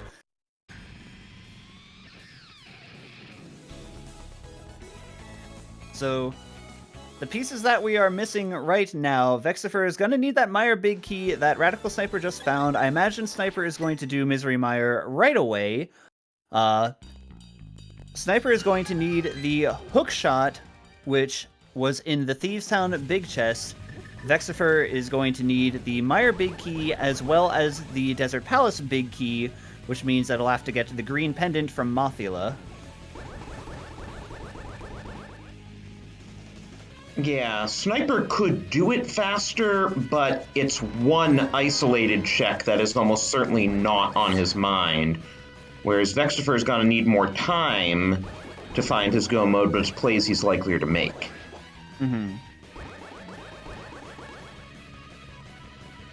The signal that the seed gave, which was probably what prompted Radical Sniper to beat Mothula so early with just a lamp to begin with, was that all 3 Skullwoods keys were found very early in the progression sequence, even before the Fire Rod was available. So this is one of those situations where Vex knowing that Mothula is a pendant is going to dissuade him from making the play that he needs to make in order to beat this seed.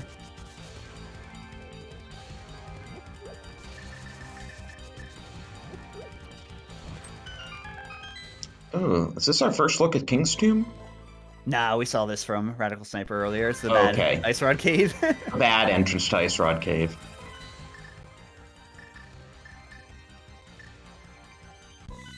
And to answer a question in chat, the back of Skull Woods is the isolated house that is to the east of the Village of Outcasts area. And Sahasrahla is just sitting in Kakariko, so those locations aren't too much of a problem.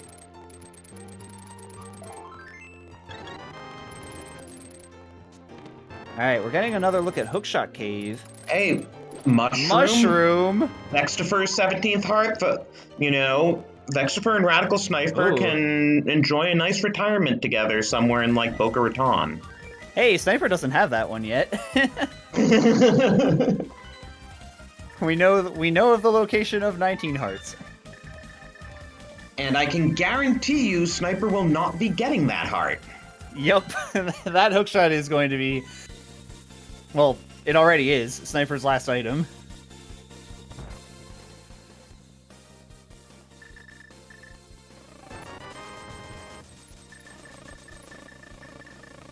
Alright, getting a nice potion restock here.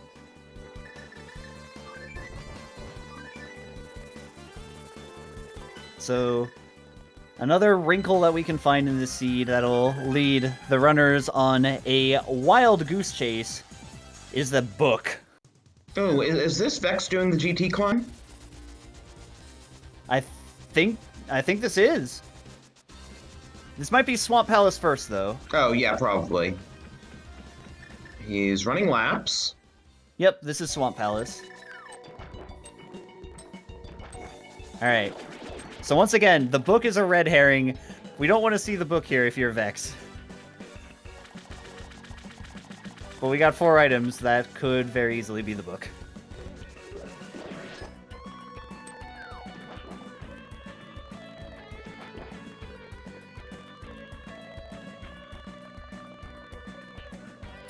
Ooh, Sniper is going to see what that entrance at the back of Skull Woods gives us. Mm-hmm. I believe Sniper also didn't check the Skullwoods big chest yet.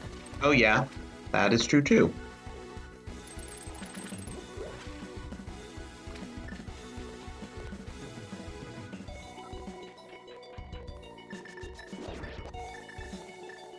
Oh, he is not going to check the back of Skull Woods. I think he is, but he has to go the other way. Oh, is it? Oh, right. That was the single entrance. This is the connector. Yep, and there's that book that I said was going to throw a wrench into plans. I mean, all he can really do with it, since we've already gotten the desert entrances, is check 2 tablets in the pad. Mm-hmm.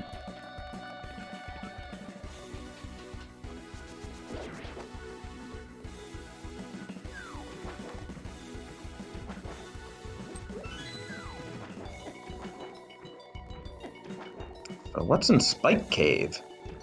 Definitely new information. Yeah, not useful information, but... Eastern. That can send Sniper to Eastern. Yep, that's another red herring, another fetch quest that doesn't really fetch much.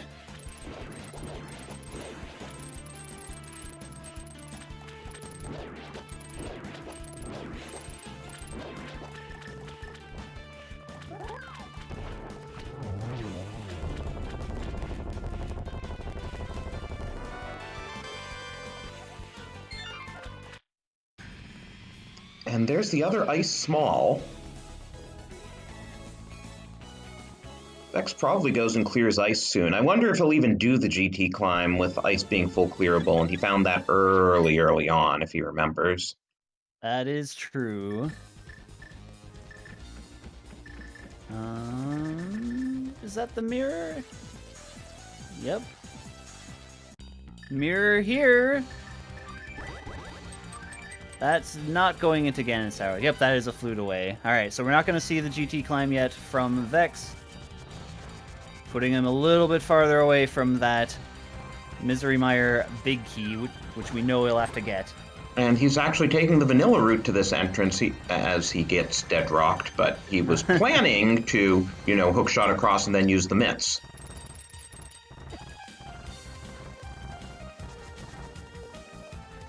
Alright. In the meantime, Radical Sniper following up on that Eastern Palace big key right away. This is one that we might not see from Vex as he's looking around and doing things. I don't know to what extent he knows that there can be an entrance with an item.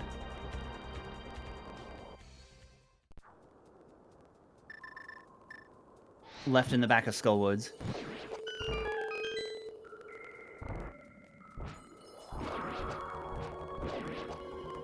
So, what does Radical Sniper have left to check? There's the Pod, Big Chest, and Helmet King. Trying to think what else he hasn't seen yet besides going back to Thieves' Town.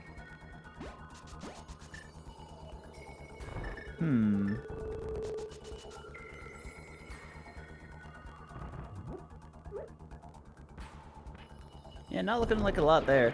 Also, Radical Sniper not actually picking up the pendant there. I don't believe he knows for sure that it can't be on the pedestal, though.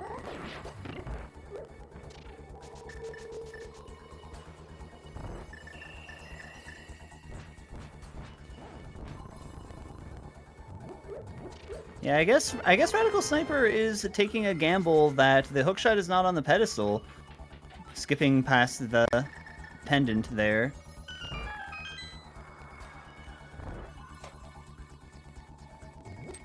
which we'll see. We know that that's not going to bite him, but we'll see.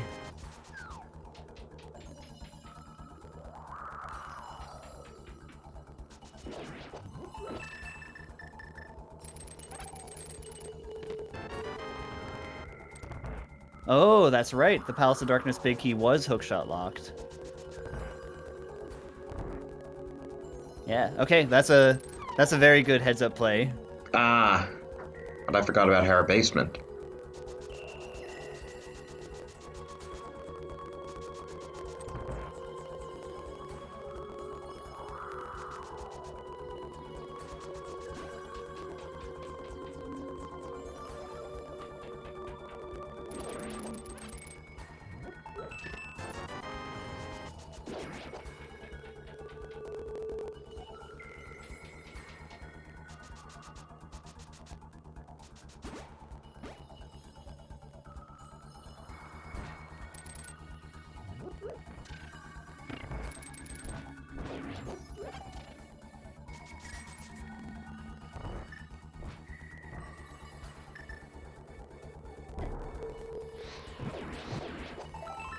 That's the free direction for the bomb jump, where you just kind of lay down the bomb somewhere, anywhere, and it gets you across.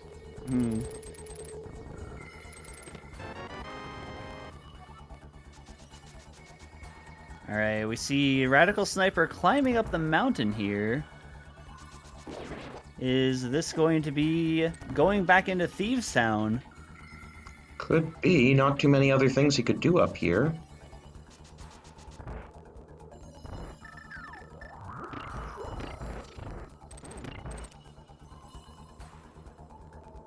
All right.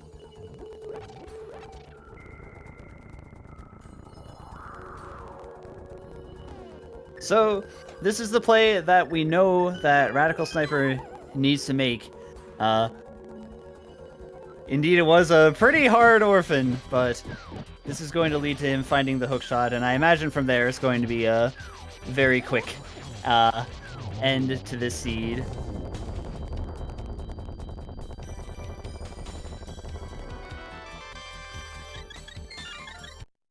Getting a little bit turned around by the route to the back, though. In the meantime, VeXtopher takes down Cold Stare from Ice Palace. So he does have 5 crystals. He's mostly caught up. He just is missing the 2 big keys to get to the other 2. Mm-hmm.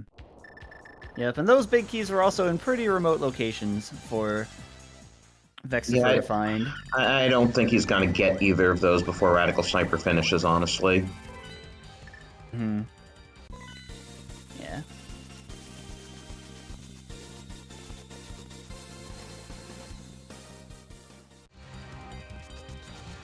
Yeah, part of this, well, I mean, there are 2 key things. One was VeXtopher put off the mountain for so long that when he had a fire source, by the time he finally had a fire source, he'd already been to the back of Skullwood, so he was less inclined to go back there, as opposed to Radical Sniper already had a fire source, so he just did Mothula since he was there anyway. Mm-hmm. And that is Radical Sniper's go mode at 2:12:22. Yep. Vex also hadn't done this Misery Mire dip, which Radical Sniper had done earlier. So, totally understandable to look for the big key to Mire in Mire itself, but unfortunately, it wasn't here. Yeah, the other thing was just that GT climb. I mean, you were excited for someone to do the GT climb, and that wound up making a chunk of the difference. It did. Yeah, especially when you know that you don't have to beat Aga 2, it's Useless Fairy. It can be very difficult to want to go into that GT climb, and Radical Sniper did it without even having the hookshot, but when you're looking for the hookshot, then sometimes, I mean, you know it's not going to be in Validation Chest. So yeah, I think the big difference maker for this seed was indeed Vex deciding to put off the mountain for such a long time. And that's one of the things that makes Krosky's a very unpredictable mode. When you have Sword and Moon Pearl and Flute so early on in the seed, it opens a huge number of potential options, and there are so many different ways that it could have gone at that point, but Radical Sniper was able to find the progression items just a little bit faster than Vex, and that is, I think, what is accounting for the difference in time that we see here.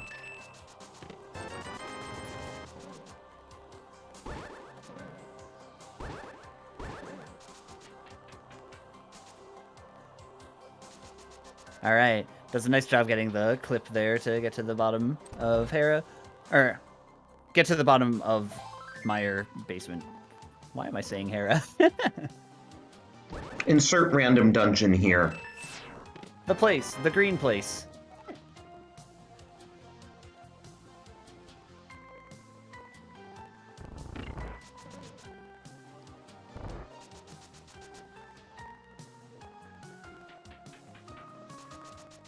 And there goes Argus for Radical Sniper's 7th Crystal.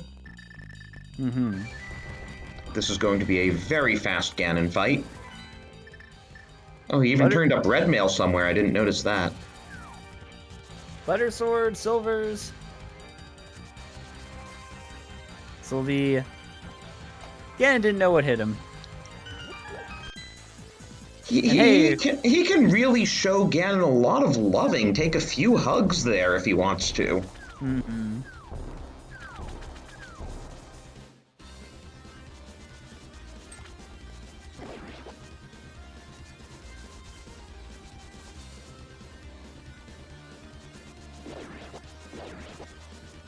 Alright, VeXtopher, in the meantime, following up on that book red herring. We'll see what was on our Bombos tablet today.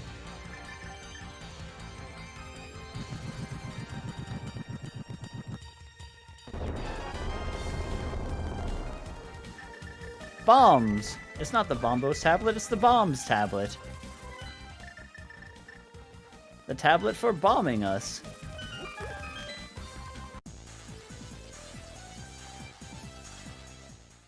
Alright, Vex is going back to the Mire area. Is this going to be the GT climb? Well, I don't think he's going to get to the top before Radical Sniper crosses the bridge at this point.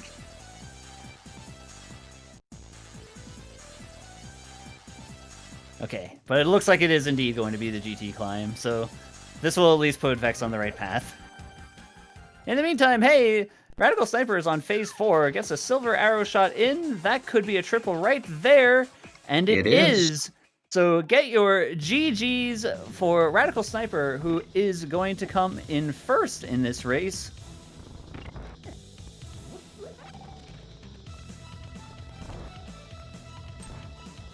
Clearing with a racetime.gg time of 2 hours, 16 minutes, and 58 seconds.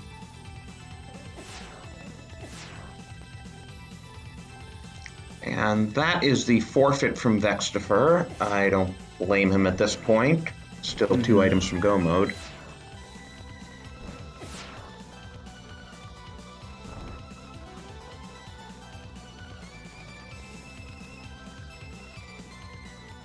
Let's see if we can get them in here.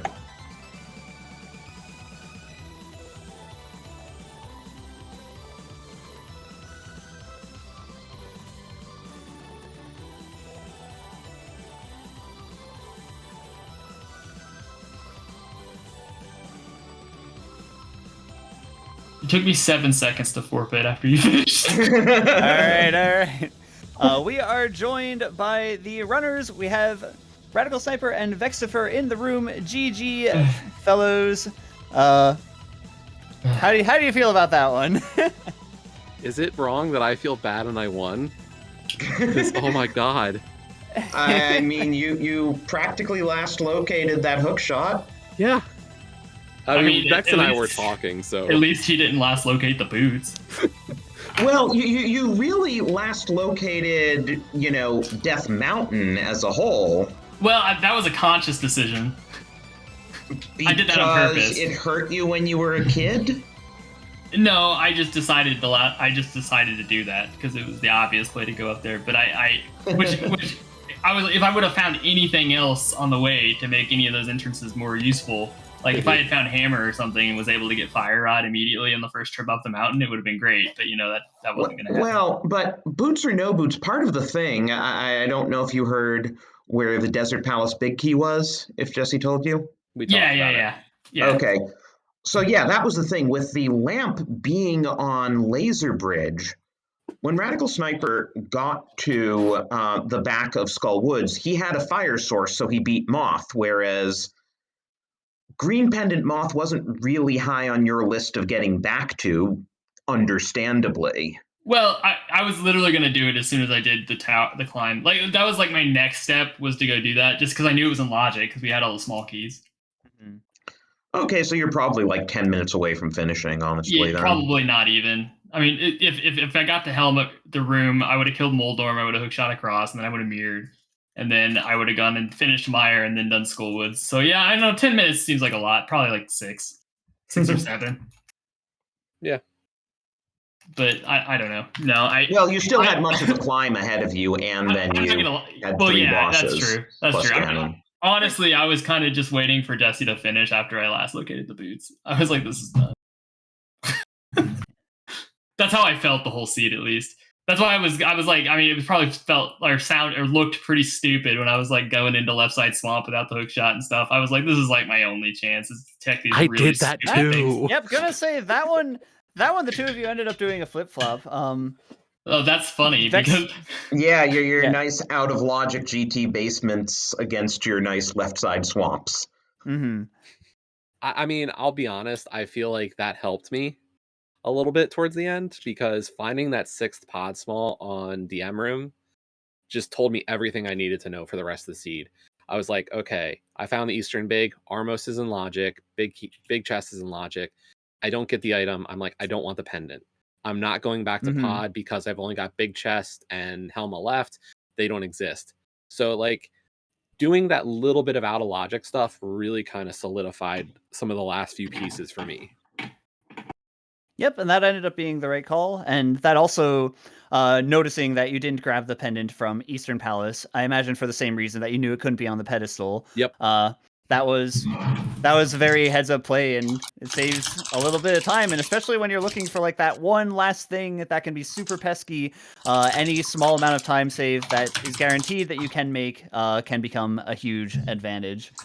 Yeah, and that was the thing. Like, I was nervous because like I could have had hammer before going back to thieves. I could have had fire rod before doing a ton of things, and then I could have had hook.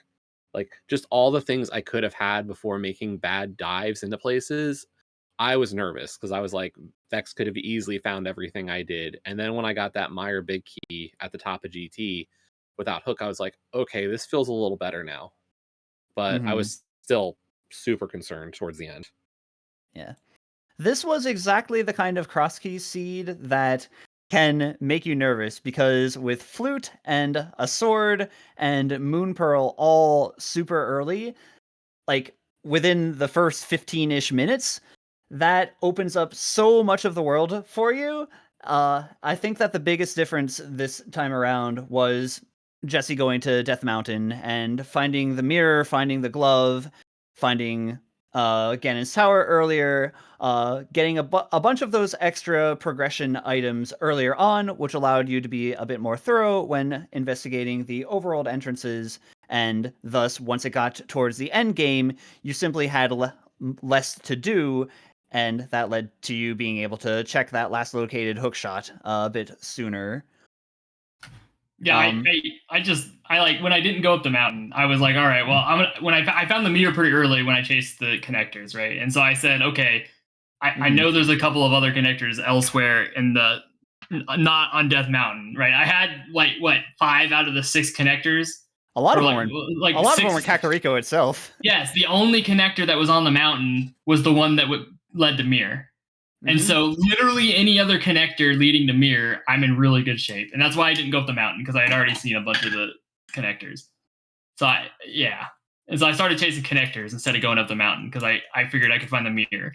And but no. So it was just a series of decisions that like were not the correct ones for this seed. Like yeah. Yep, and they very easily could have been in other seeds too. Like, it can be a very valid play to put off the mountain for a long time, because if you happen to find Mirror and Hammer beforehand, then hey, all of a sudden that gets you the entirety of the right side of Light World Death Mountain as well. There are a lot of other potential avenues to get towards that side and make the rest of the exploration for the seed be a lot easier. So, it was just a case of like the early game leaning so heavily in Jesse's favor that it was difficult to come back for that. That being said, the two of you ended up finding the hammer approximately at the same time, hammer being on the smith check there, and hookshot being in the Thieves Town big chest was a huge break. The other advantage that Jesse had was kind of unpacking that bit of Skullwood's logic earlier on. We noticed very early that you had 2 of the 3 small keys to Skullwoods, with the third being in Pinball Room, which is a bit of a signal for Mothula. So just doing Mothula without the Fire Rod and unpacking that bit of logic that gets to the Desert Palace big key early, Jesse was able to solve that problem in like the first 45-ish minutes, and that's just such an out-of-the-way thing at that point that i.e. before Vex even went to advantage. Death Mountain. Yes. I mean, it would have been, like, honestly, it would have been a lot closer. I didn't realize that, you know, I shouldn't have gotten demoralized when I last located the books, to be honest, because I would never have done left side swamp or swamp at all prior to finishing off Thieves Down, because I knew I had the full clear of Thieves because I had the hammer and the small key, right? Like after I got the hammer, and so I would have immediately gotten the hook shot if I would have just done what I should have done. But like I literally purposefully said, I'm so far behind, I have to just go into swamp and check all these out of the way things. Like I thought I had already lost and was just starting to gamble. That's how far back I felt.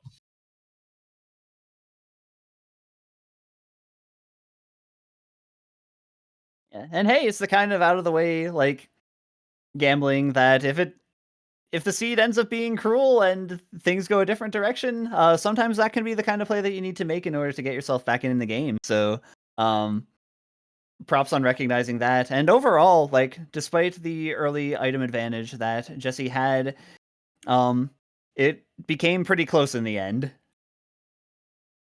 Yeah. I mean, we've talked so much going into this series, not just Vex and I, but like all of JKLOL and Rando babies. It's like we hang out so frequently that, like, you know, JKLOL was in their positions or the 3 of us as a individual runners were on these kinds of situations. So like we recognize a lot in Rando babies that we see in ourselves, kind of like that dangerous kind of feel.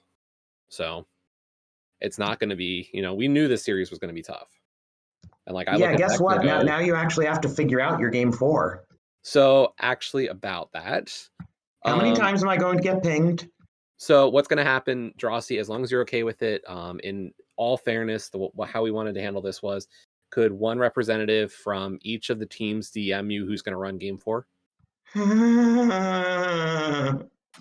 It's not going to be tonight, probably tomorrow. You don't want to do it live? Let's just do it live. I don't know who we're putting up.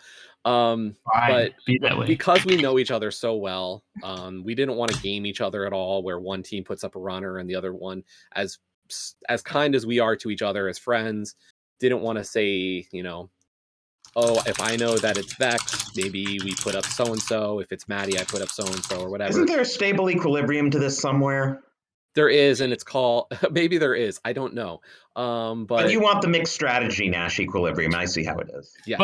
Well, I mean, the compromise is DM Drosy. Yeah, right. I mean, the compromise was DM Drosy, because then the only advantage is what mode we pick, given we will just have pre-knowledge of the players before we pick the mode, which is the same advantage that Kaysden had against Maddie in game 3. So that was why we decided it was the fairest. Yeah.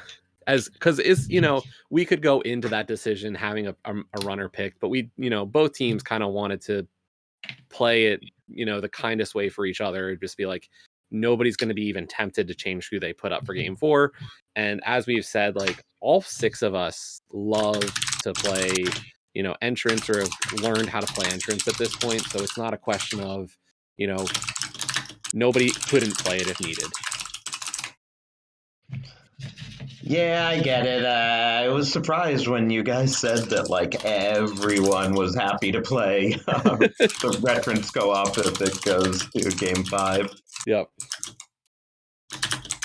So yeah, I know JKLOL's plan is to talk tomorrow and decide on it, and I'm sure Rando Babies is probably going to do the same thing. So we will definitely be in touch tomorrow sometime. But we are really appreciative of that. Well, I look forward to seeing who winds up playing and what mode you pick. Yep.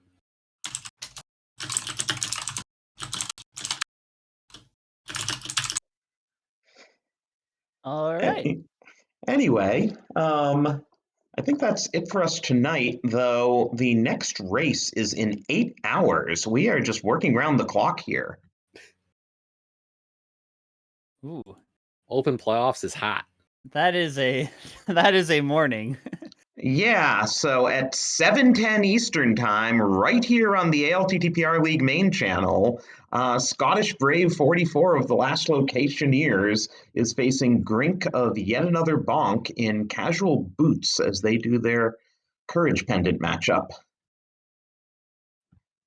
And then we have a fairly busy day with matches at 10:10 a.m., 1:40 p.m., and 3:10 p.m. So definitely check the schedule.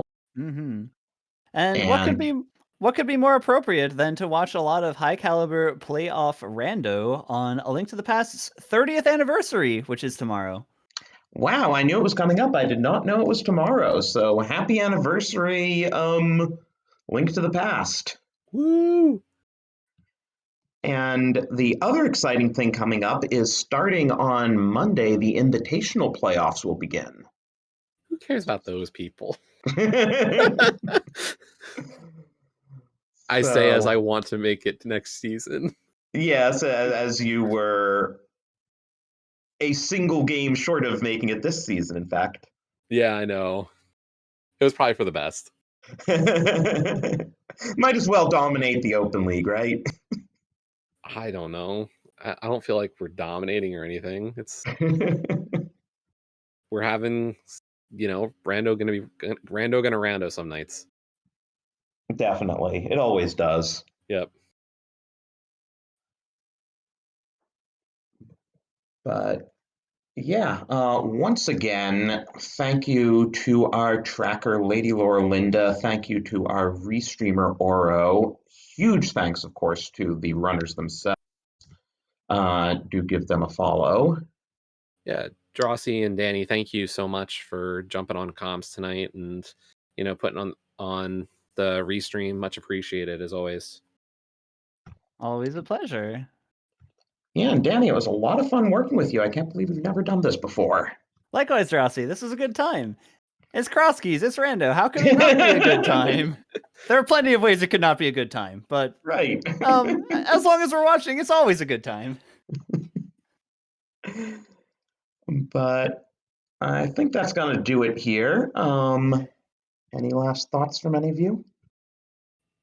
I'm good for tonight. No, I'm good. GG's, Jesse. GG's again, Vex. Well, with that, that's a wrap. So have a great Saturday night, or maybe Sunday morning for those of you watching from Europe, and be sure to get up bright and early and tune in here in another 8 hours. Goodbye.